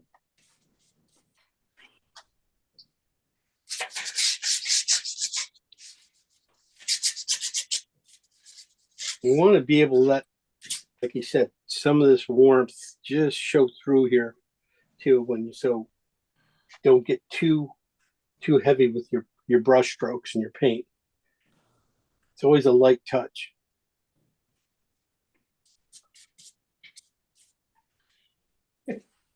You heard me. Light touch. Come on, no more of that. Just get that paint in there. Don't overwork it. Don't do it. It's everything. It's like a fine line of, from overworking it to softness. It is weird. So I'm gonna put a little bit of this green too into this bottom area too. I want to get some of these darks right in this back end here though. Be kind of cool.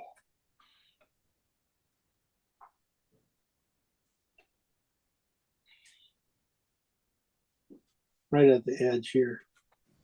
You have purples and you're gonna have greens, you're gonna have cool blue greens, and you have all kinds of color coming.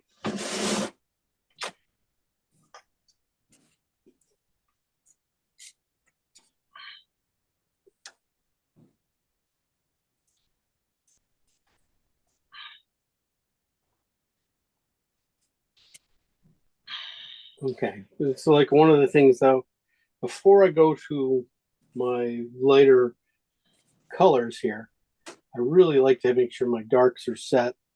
I feel good about those. I do feel pretty good about them.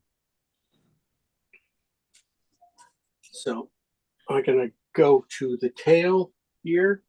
This is a transparent oxide red with just a touch of green, but with a little bit of white in it.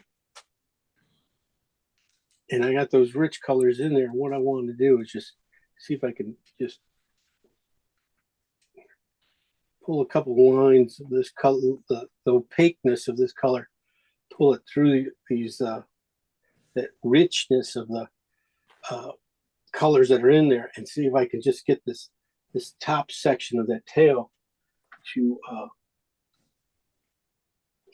do its thing without taking What color are over. you using, Jim? I am using oxide red, transparent oxide with phthalo green with a touch of white in it now. Basically, it's that On the red first, side? that one is on, yes, that one is on the red side.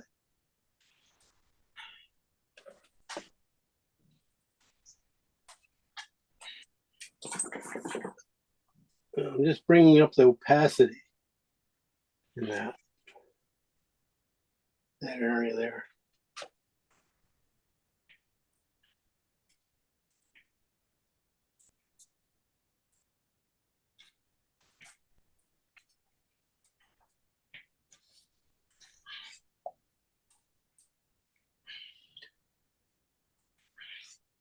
Let the two blend together there. That's pretty good.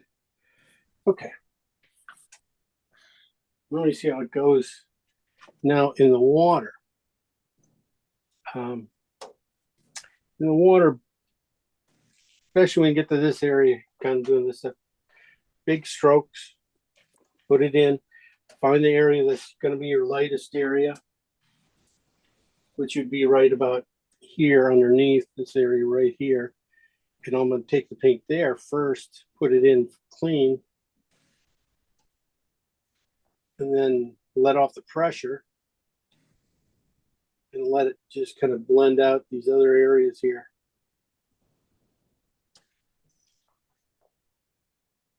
And I'll repeat that a few times now. This is again transparent oxide, Evie, phthalo green with white. sorry. I didn't know my dog's being problem. Oh, Sorry. The white one? Yeah, she wants out. I need to go let her out. No worries. Sorry, I forgot I wasn't muted. I'll mute myself. Yeah, you do that.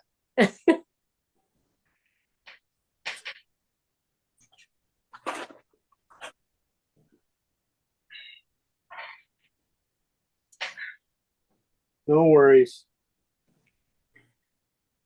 My voice didn't even come down.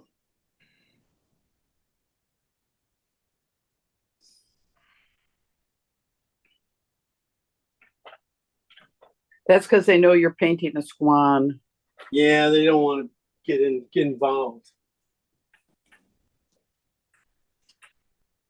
I think also you can get this yellow kind of into his neck here a little bit. It's more of a mid-tone though.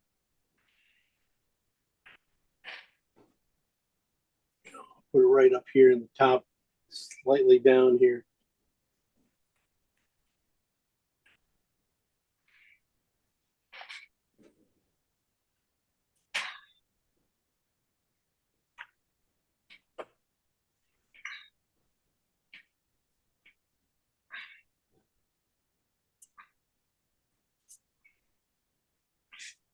And that is yellow and No, that is oxide red light, phthalo green, and white. Transparent oxide red light, touch of phthalo green and white at number 7.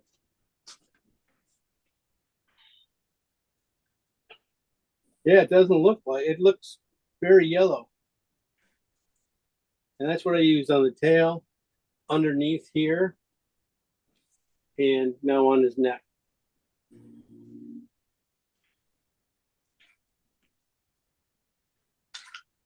I might just keep going with that color too.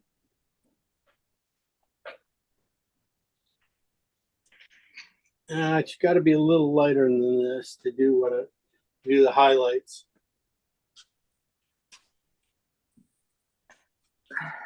That's what I was looking at, trying to go, oh, okay, can it be these lights here? It can be, it just has to be lightened up probably to, let me see how much more white I got to put into it.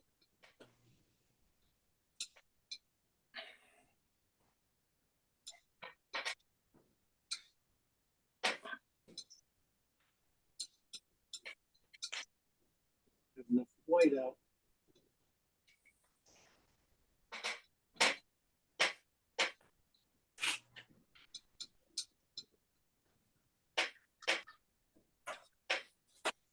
Close. What value is that? That's about 2. So I took the oxide red, transparent oxide mixture with that, a little bit of phthalo green in it. We added white, and now I've taken it to probably a number 2 value. That, that's this color here. I just put in. I just added enough white to make it a number 2. I use it down here. That would be going to come in and do these highlights in the water at the end. So, in case we don't get there, I just want to tell you that's these little highlights that are running through the water that are ripple in the ripples. That's that color. Simple. All right. So, yeah, we got a lot of richness yet to put in here. A little bit more of the cad oranges now that we can get to. But I got a lot of coolness on my brush yet. I don't want to go to my oranges and yellows too much more. These are browns. They don't react the same way in my brush. Because when I go back, I won't be going back and forth. I have to clean my brush so much. I'm not a big brush. So I'm going to go back here to phthalo greens and alizarins with white.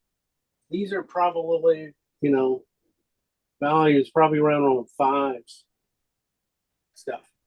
This is going to do a lot of the damage down here at the bottom. The thing is to find out what is on the green side and what's on the red side. And it's always just going to be a little bit of an experiment. Run this color in here. I try to, really know which ones are which. And, but the thing is, they're both basically almost really close to each other. So even if I feel like one's off a little bit, it's an easy fix.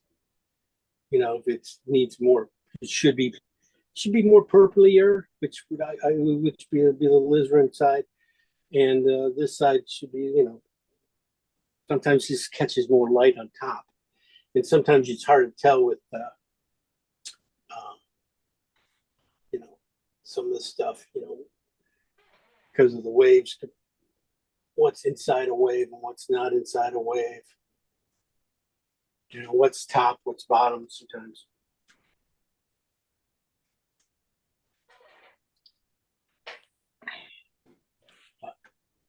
You can put them in all of one and then come back two. It would be a nice way to go. This color is definitely going to get into the bird here a little bit, probably just a little bit darker than what I have here going. This color here is the mid-tone version of that. I got a really high key, lighter version of this yet to come in here. But this is going to do a lot of the softening of all these the tops of the waves. And the thing is not to overwork it. See if you can you got the drawings, all you need to do is just pull the paint through it. Right? Right.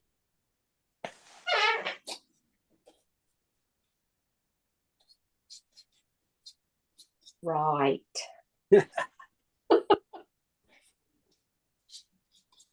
And even, these things, I put them in way too dark. They are over dark. But what I want to do now is while I'm here is pull the lightness slightly, just such a, pull it through the dark a little bit and try to get it to the right value.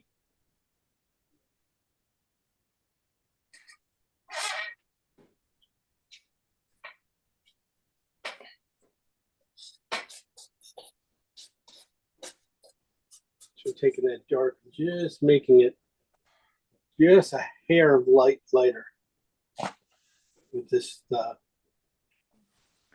basically, I just added white to the color, but I did it in such a different way than doing it on the board.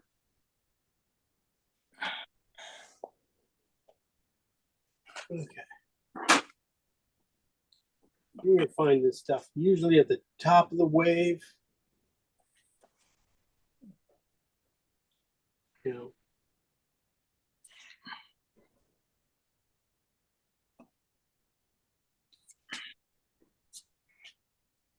And this is just phthalo green side. This is not even the alizarin side. When you get the alizarin side, this whole bottom should be done. It should be really close to it. A lot of times when I'm doing this too, trying not to mix too much.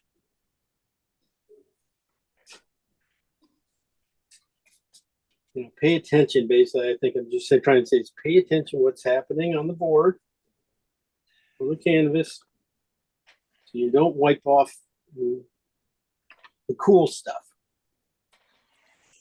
Cool stuff. You want to get rid of all your darks. You want to get rid of some. Just like painting, going in. You want to take things and brushes in different directions here too. You want to twist them off. The bottom of the painting down here too. Just making sure you got a few block-ins. You don't want to, too much, too flat. You got some real nice ripples going on in there.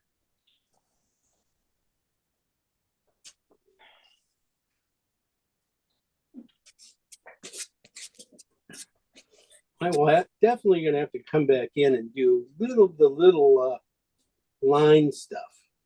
You know, the fine line colors and stuff. Yeah, you gotta, you always have to come back and do those. All right. So I painted everything with that oxide on the green side. Now I'm gonna pretty much come back and paint it all out with the purple side. At least now I can see what really goes this gray purple.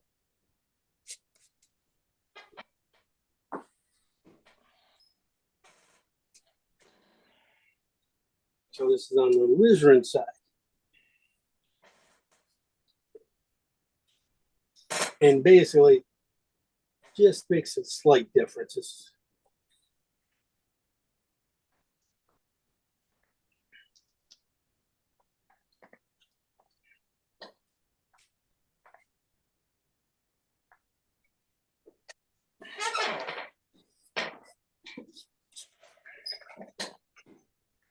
And every once in a while, I'm going to go right through the dark. You know, I told you, take it easy when you go through the middle of these things. You don't want to lose a lot of color. You just want to just kind of like hopefully move color around and not lose it all. But every once in a while, you got to go through this area. And that's what I just say. Watch that. Pressure your brush. Okay.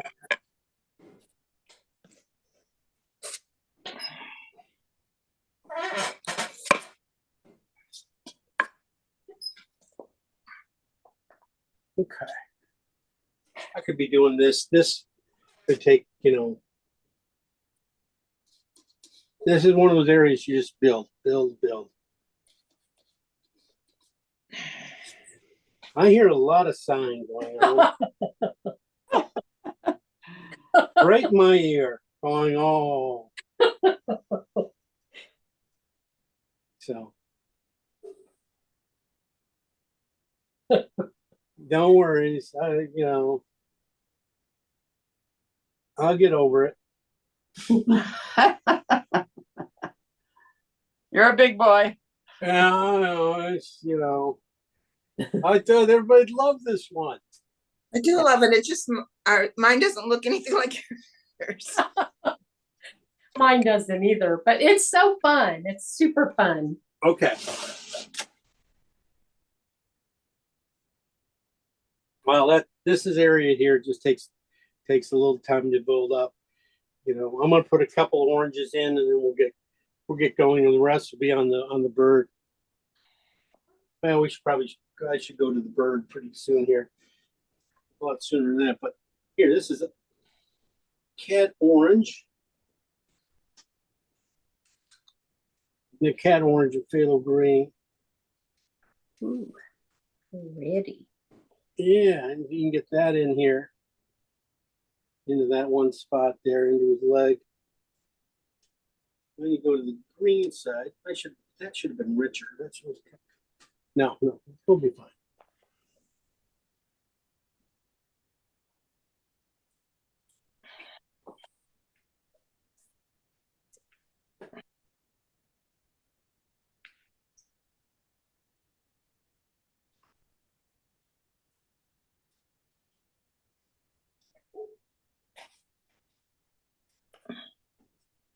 We're going to use that. That's going to come into a lot of these areas.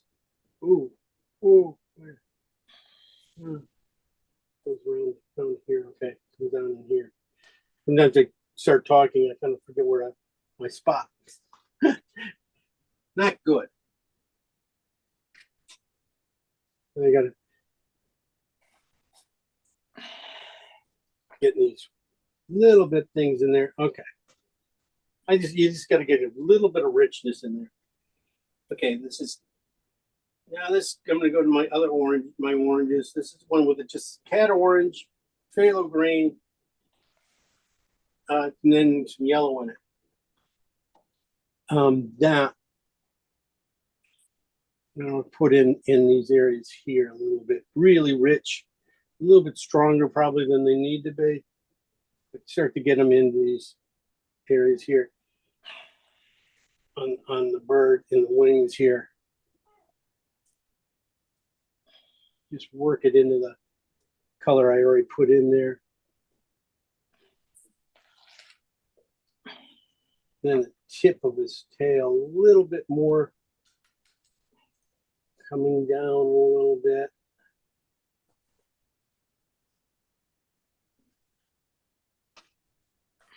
Gonna go into his neck too.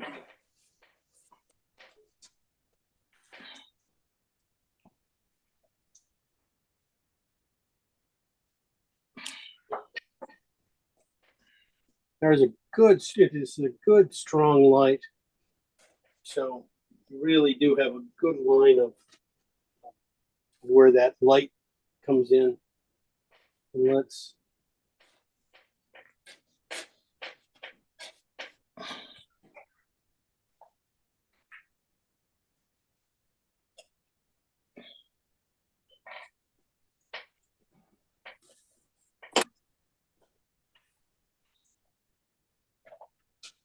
I'm going to put a little bit of that yellow into these wider areas in his face too. I'm going to cheat it over a little bit.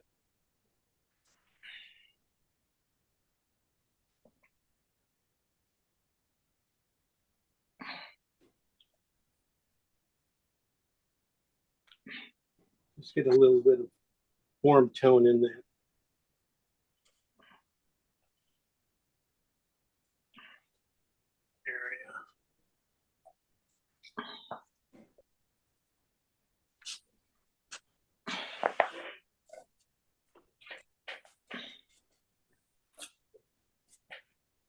And to clean out my brush, usually I'm going to take it and bring it back down and look at it right there. I'm going to look at it. It's so much richer right in here.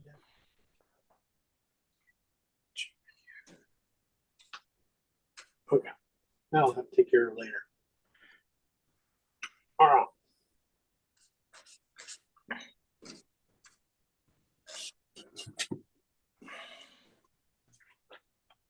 I'm going to do pretty much the white, all the whites on the bird. I like to go with a bristle brush for that.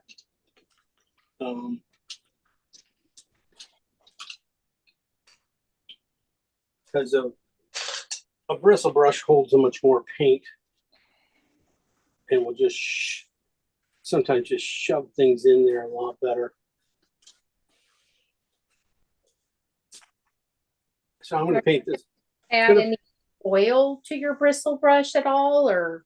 Right now, no. No. Well, I'm definitely just gonna, make sure there's some oil on it, but it's not dripping. It's just Okay. just a little bit of oil on it. I'm gonna go back to pretty much my blue and phthalo green and the alizarin colors, and I'm gonna paint the shadow side of the bird into these dark blues here.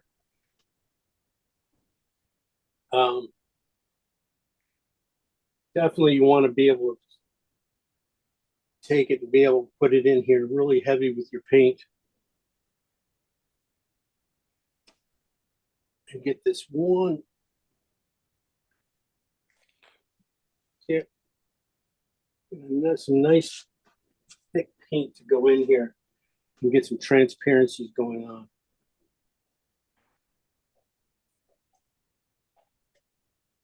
This might be on, I should maybe go feeling this right in here too.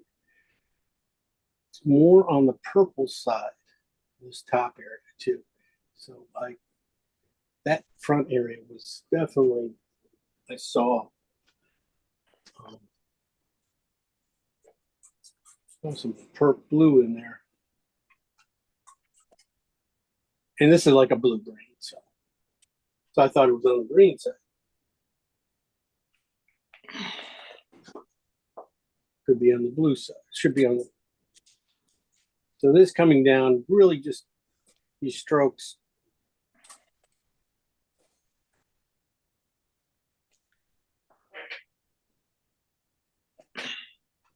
everything comes around that area to this right in here. Everything kind of starts. And it's just this is a phthalo green and alizarin on the alizarin side. I'm using mostly up here.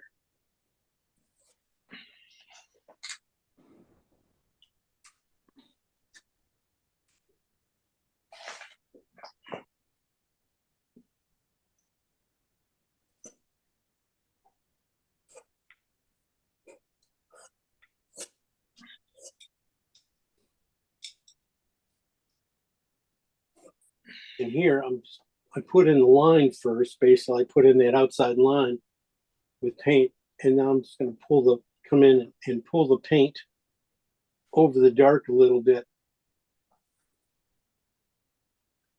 soften that edge.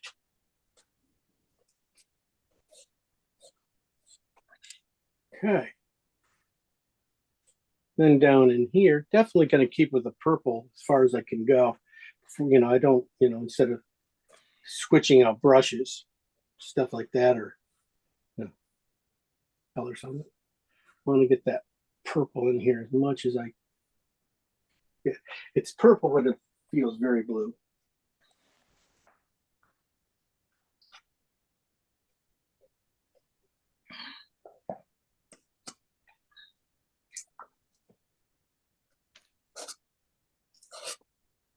And now it comes over this green I put in there. That's looking really cool.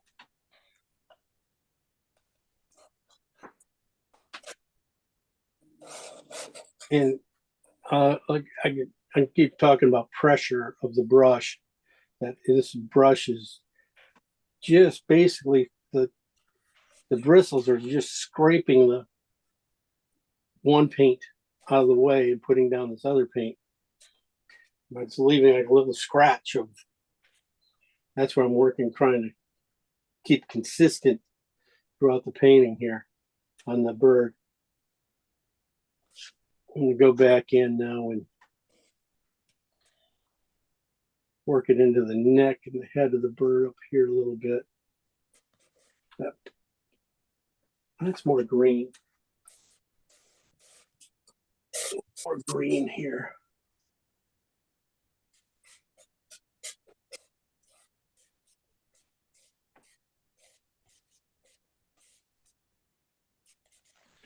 And then just switching over to the blue side of it, or I say blue, but it's the green side. After I have that purple in there, and just using the difference, warm and cools against each other and getting the light.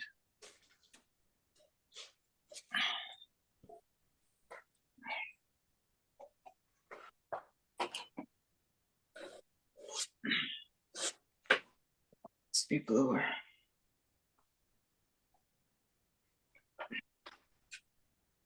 I'm just doing the bottom half of this guy. That's where this color comes in.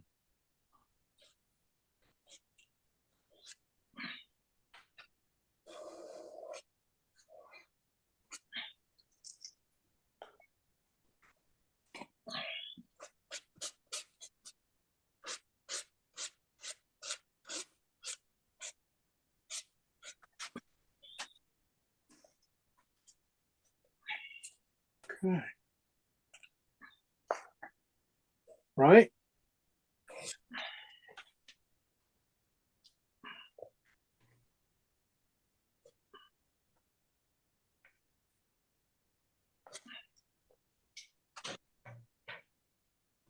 Now I'm just switching over to a slightly lighter version of that purple. Just a little bit of more white to it. And pretty much it's going to be the high key color for all the water back there. But just getting that into the bird a little bit, that's pretty much your spots here. I can see a few spots here that pop out that.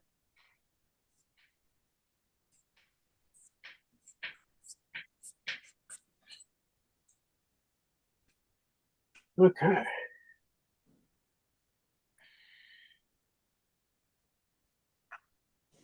I'm going to just switch brushes now to another bristle. Get it.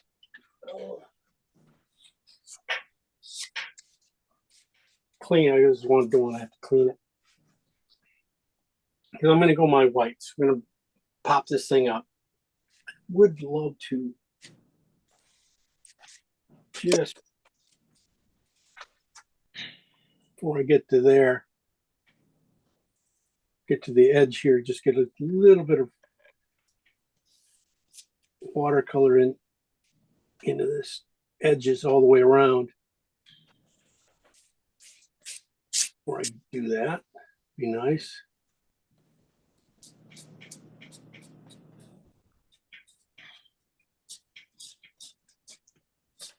I'll be able to pull those guys together pretty quickly. All right.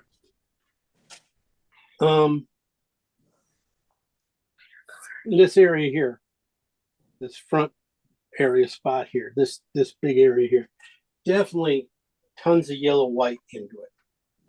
So this top area where things, I'm going to go yellow white. So it's basically white, just a touch of cad yellow to it. Now I want to put that in really heavy though.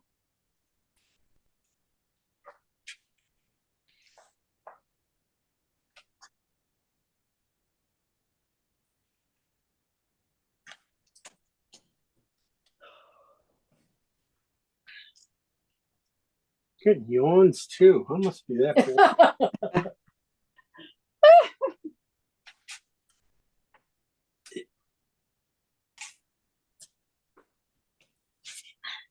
Now, yellow white on top.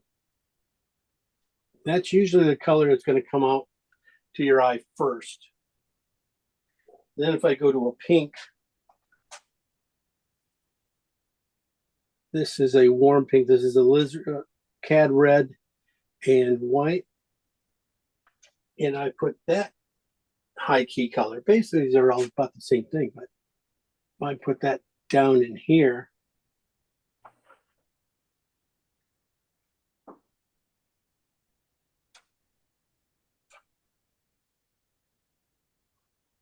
I'll make that yellow pop forward. Now I'm going to take and do a cool pink up here for the highlight on his top of his wings. And then I'll take blue, white blue, and put that back in here, the back edge of that wing there. And what these colors do basically is tell you this comes forward, this goes back a little bit, then this comes, and then that comes.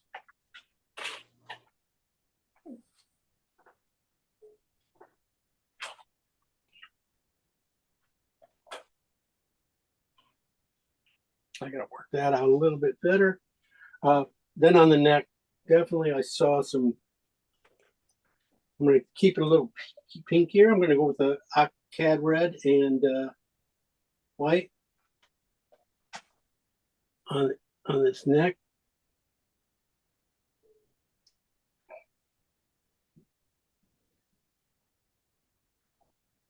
That's where a square bristle would have done better. Going for a clean brush though.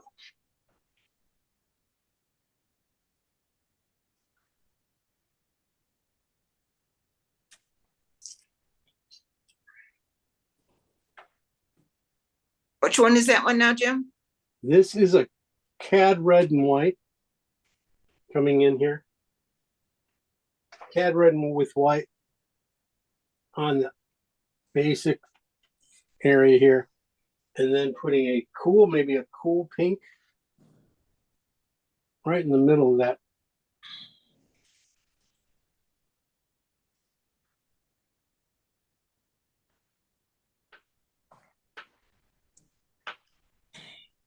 And his head definitely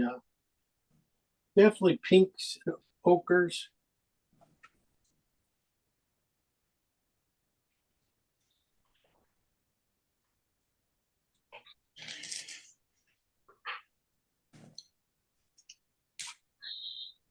See, I already have the ochre in there, so I'm basically going to have to paint with pink. And this is the alizarin pink, the light cooler pink. But it looks a lot like this one over here. Going down, I mean, just because of the yellow that's all in there.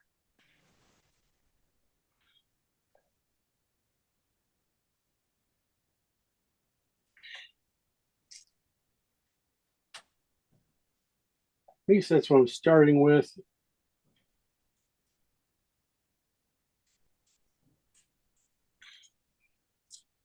And I got this ochre white.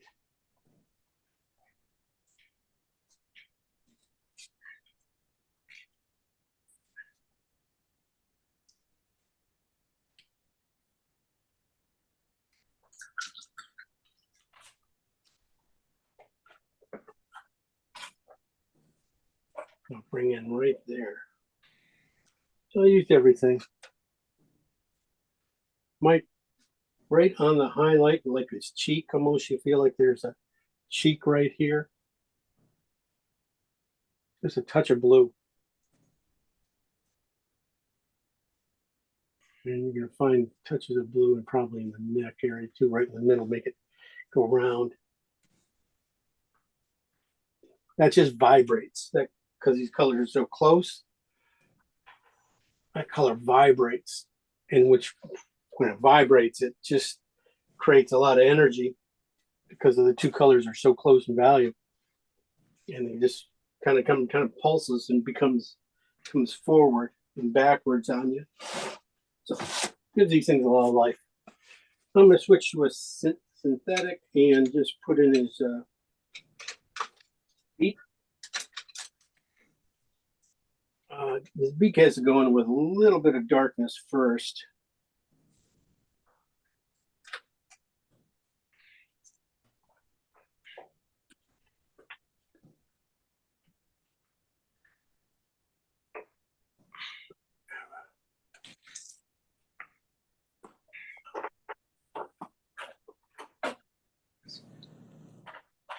Well, I know you guys have already painted your beaks, haven't you? Tell me, I know you guys have all jumped ahead and painted things. You're all done. Cleaning up on me.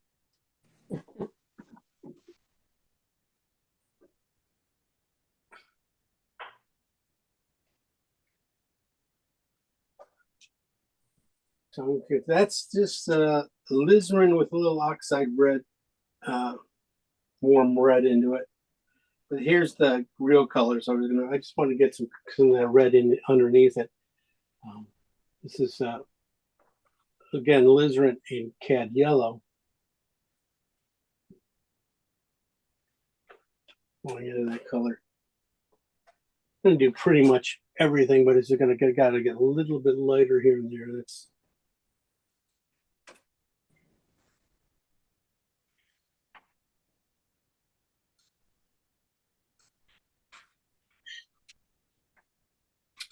I had some phthalo.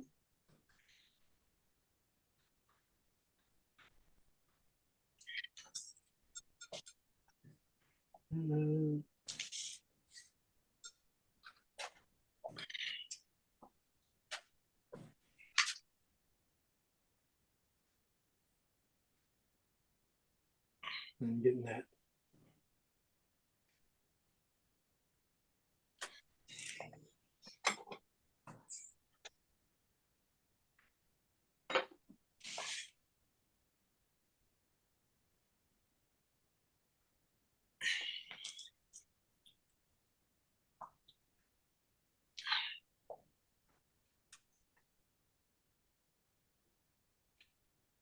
And leave his eye a little red. The red side. I used phthalo green and oxide red for his dark mask. I'm gonna use a little bit of that too in his mouth. Under his beak, there's a little spot here. There's a little darkness that comes up right around the tip of his beak too. But Won't make a difference now.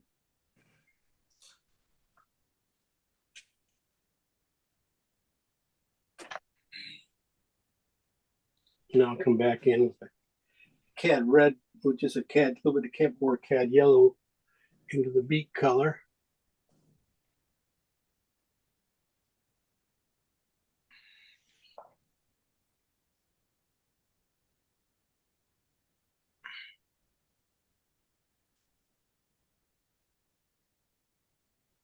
Just start to basically what's left to do is a lot of straightening up, you know, little things, pulls of paint on him. He wasn't going to be, that's why I didn't spend a ton of time on him, because I kind of figured he was going to be, you know, nice to do.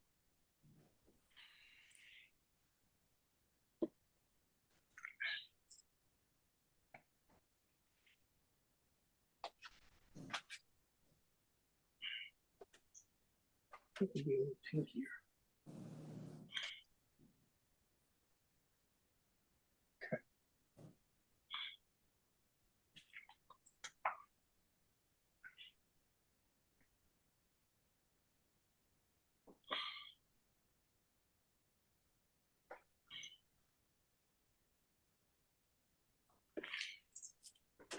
Yeah. Synthetic's good for this kind of stuff too. Just that little, the details of, you know, cleaning these edges up, see how you can really just get a edge to pop with a synthetic. I'd work, you could not, bristles just don't do that. They're just a blendy type thing. With this one, come back, you can just use the same color and it'll just make a difference.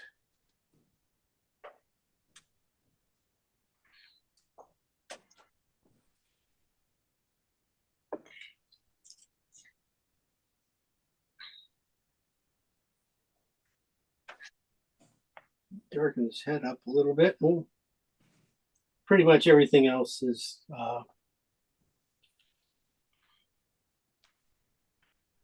you can see a can of corn, but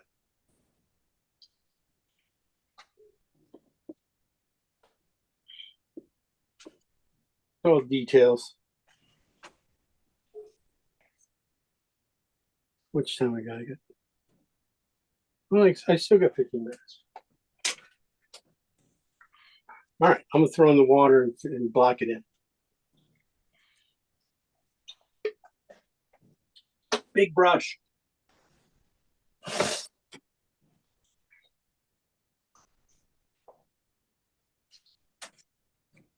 I'm gonna go a little grayer here, a little alizarin side.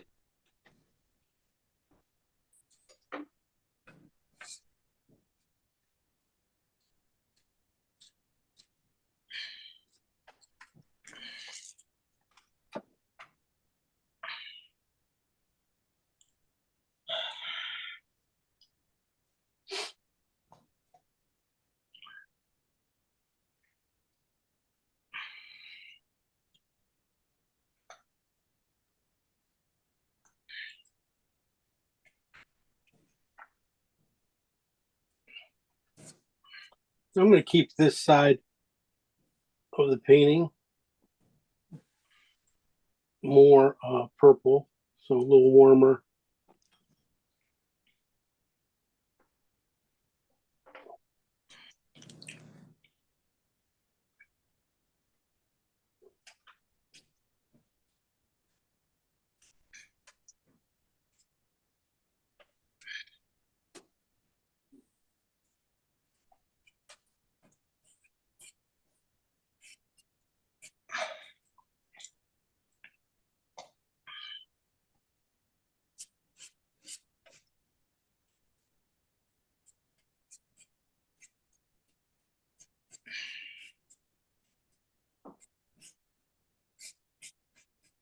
All right.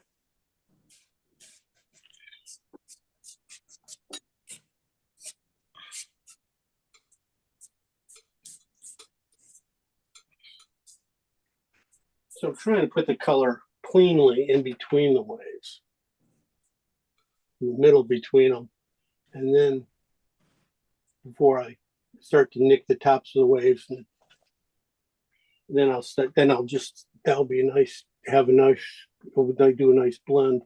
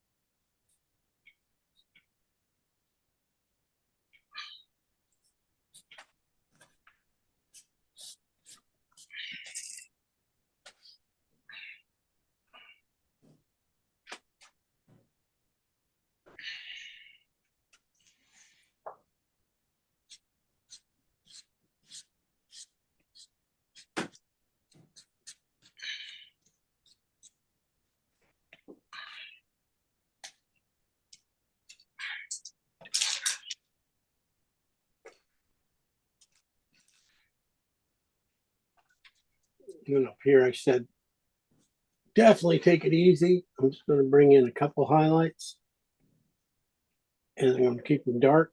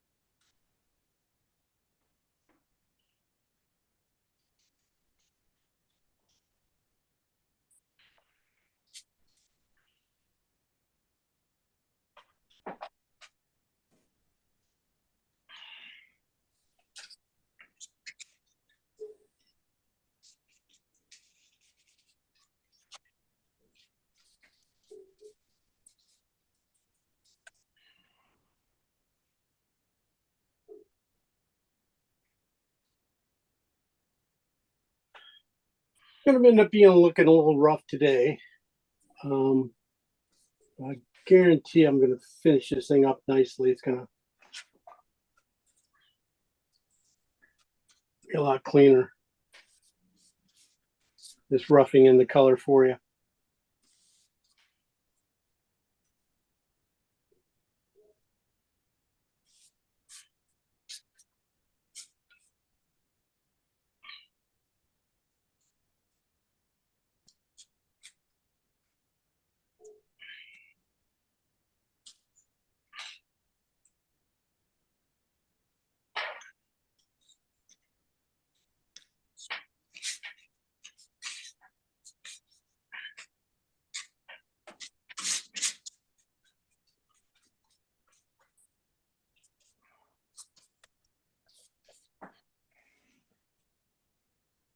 Then I come down in here, pretty much everything's set, except for these basic, real lighter highlights in the water here. And a couple down in here. These are the cooler ones.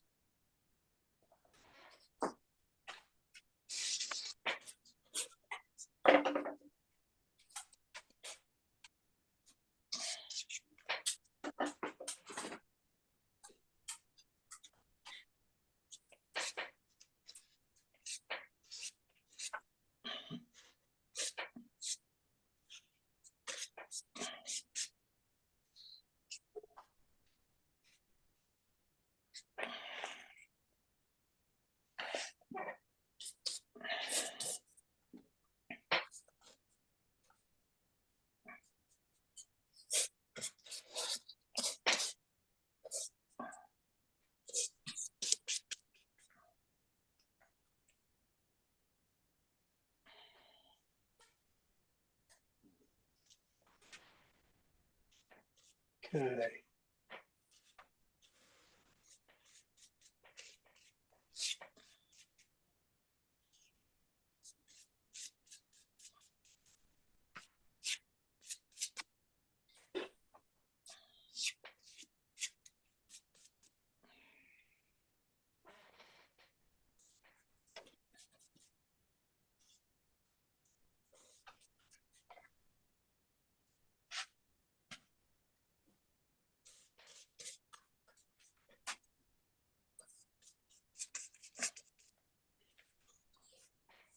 Oh, we got a good block in. I think we're getting there. Some areas are okay, but a few things I like to definitely want to make sure you get. Keep my darks dark again.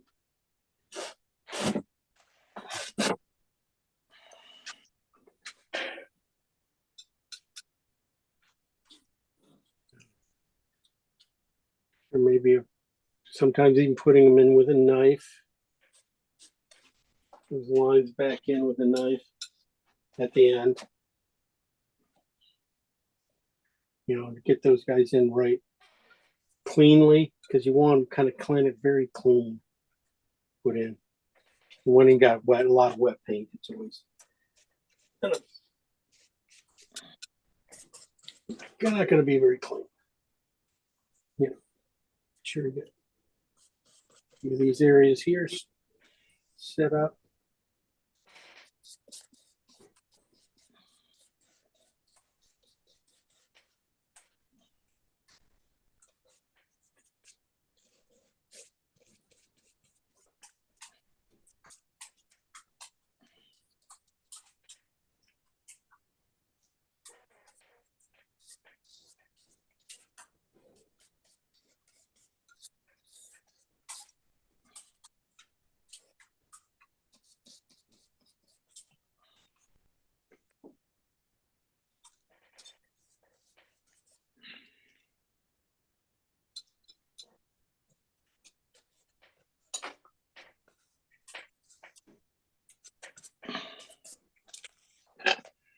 Okay. When I start putting in these too many of these things, I'm gonna make sure they're right before I keep going too far.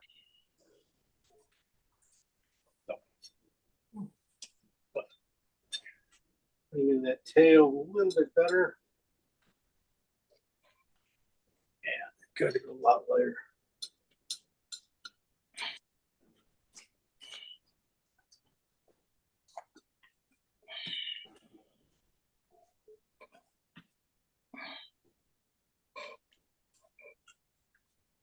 Somebody's fighting with their painting really good in there.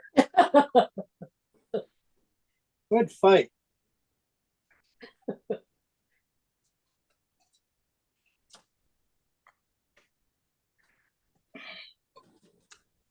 Highlights.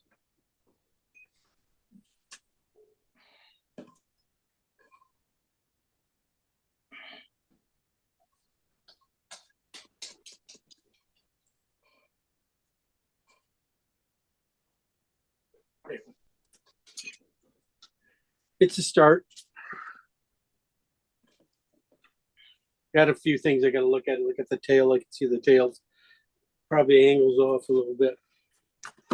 Let's come up here. So not much work on the head yet. Everything's like halfway. And you start to see the background of this area here. Just really follow the feathers, follow the curve. And then down below, really it starts to go pretty well. You know, there might be just too much of a line here. I got to get, I can see that. At least I saw that here. Okay. Let's see how you guys did. Well, we got Cindy up there. Cindy's ready to go. Molly will turn on hers. Anne, did you paint? Yes. Yay! Lynette's here. Sarah showed up late. So let's see what you guys have done. Oh, Anne Marie just checked. Anne Marie's on top. Okay. Hang on, I just Look making. at that place. How fancy your place is. Becky was so impressed with your place. Oh, for God's sake. I She loved it. She said you have great taste. thank you. I did tidy for the house and garden walk last Sunday, which I had almost 200 people tromping through here. Yeah. And just the first floor. But the nerve of people, some people just like started picking stuff up and it's like, Really? that's very polite. Okay. So, it's a start. I just got Very nice. Oh, Wow. Oh, that's gorgeous. Yeah. That's That's great. Wow, great start. That's really way past the start. well, Nice. I haven't painted for a few weeks, so I just thought I'm gonna just go for it. You did a really great job. Yeah, even your highlights, you're going in strong. Half the thing is when you put the paint in, put it in like you mean it, especially when you put in the highlights. You put the highlights in and you put them in right, and you put them in like you really, really meant it. Not jerky brush, really nice and clean. That just cleans up everything else underneath. That puts everything in its place. Great. Really some great, really good stuff. That's why I was noticing the water. Good stuff. You're gonna push your warms a little bit more in the water. Yeah. Okay. I think the light on his back probably comes up just a little bit higher. Okay. I mean, so just build it up a little bit, another half-inch higher. That's about it. And keep the top kind of clean and dark where his head pops out. Yeah. And that's beautiful. Thank Really you. good job. Good. Great start. I will proceed. Good girl. Yes, Sell it or keep. definitely. Congrats. Keep going. Cindy, you Oh, too. You God. haven't painted in a while with us either.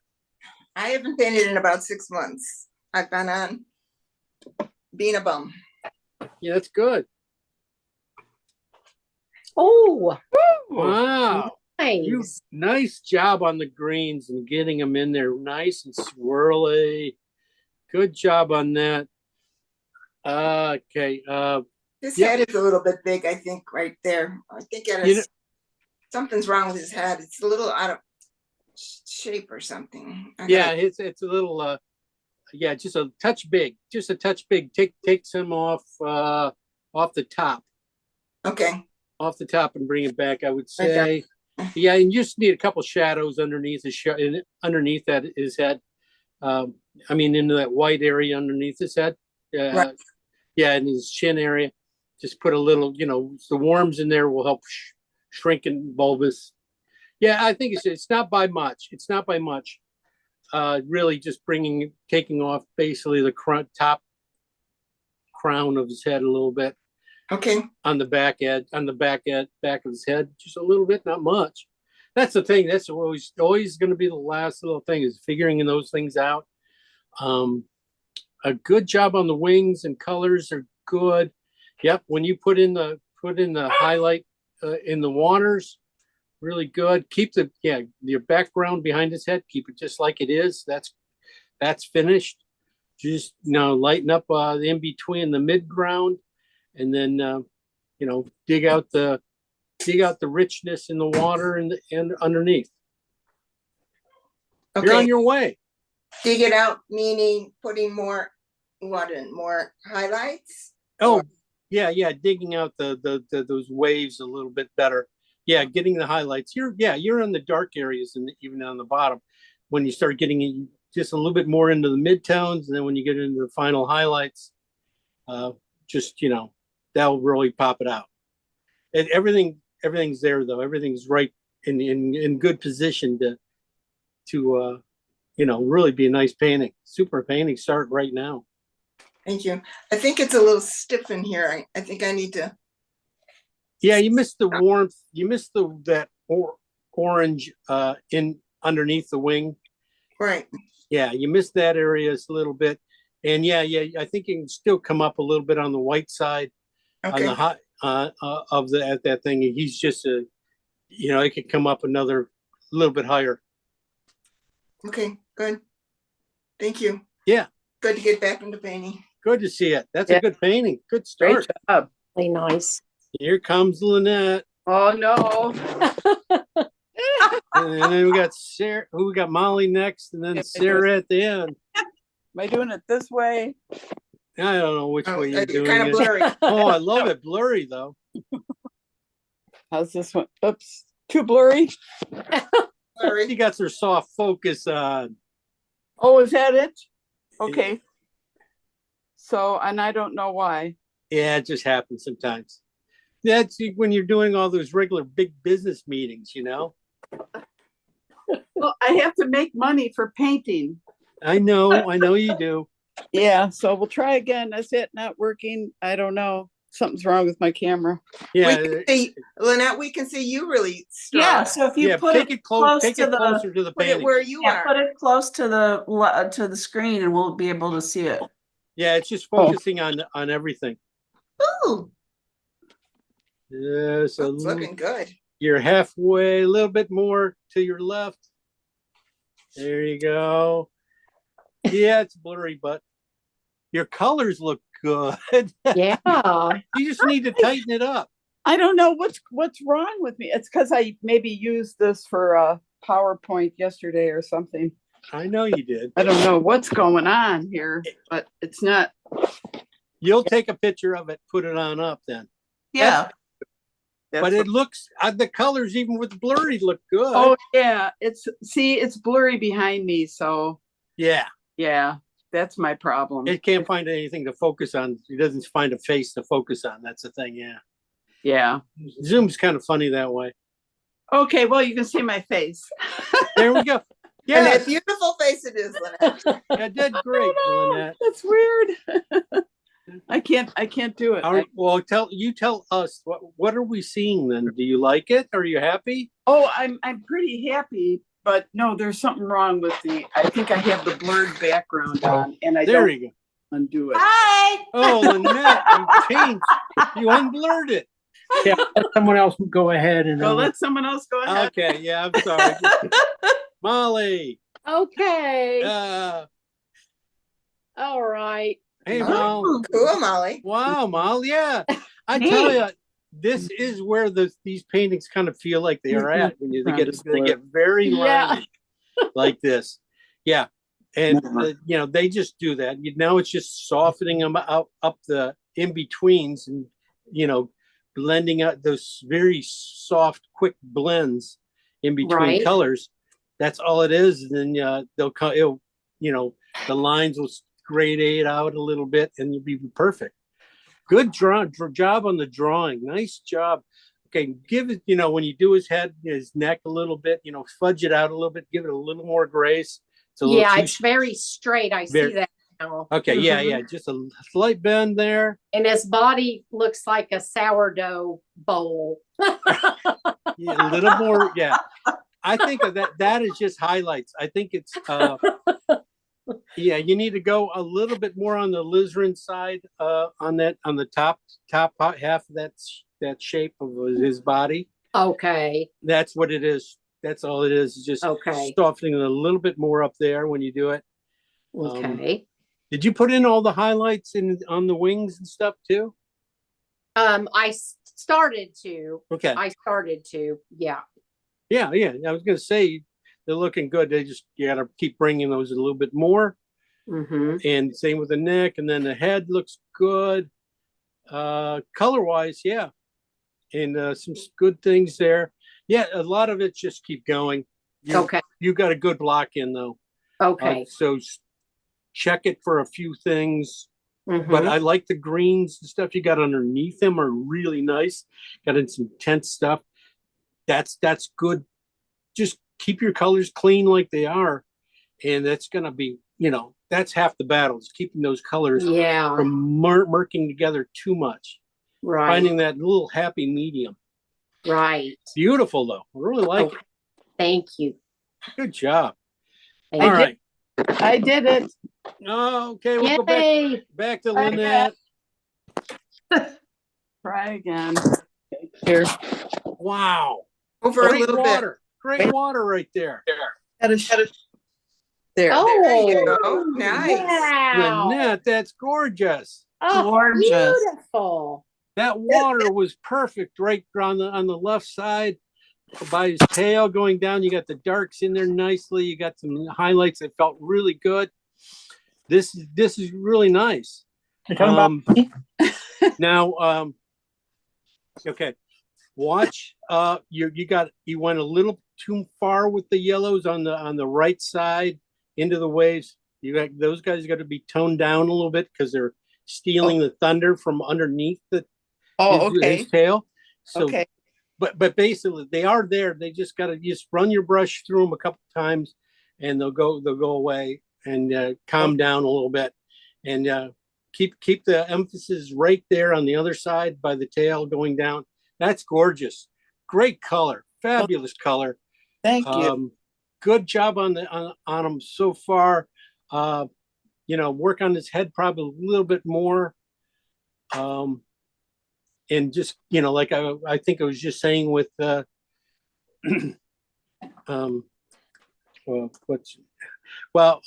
just a little more grace to the neck. Molly, I was talking about it's going just a little too straight. Give it a slight little bends, little S curve, slight S curve to it. And that's all it is. Under the chin or Just coming down his neck, his long neck. Oh, okay. Just a little too, just Okay. a little more sway to it. Okay. And watch the back of his head just has a little bit of a bump on the back tip. Push that back away. Then I would say the water is almost done from the top down.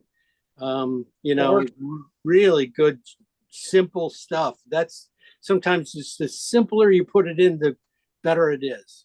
Okay. Thank you. Thank you. Really great. Well, I loved it. And if you've noticed, I'm into swans. Yeah, you are. I saw that on Facebook. Have you been to Lake Fred and the old McDonald place in Oak Brook? Yeah. Two beautiful swans there. Oh, yeah. Yeah. Oh, Yeah. Thank you. great job. Beautiful photo. Yeah, Yeah. thanks. Okay. And Sarah, don't let us down, Sarah. Oh, beautiful. Sarah, that's beautiful. Oh, I love that, half these things is when it gotta feel in water, it's very graphic.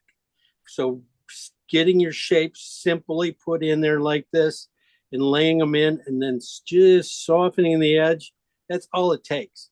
And that's really quite nice. Really strong shapes.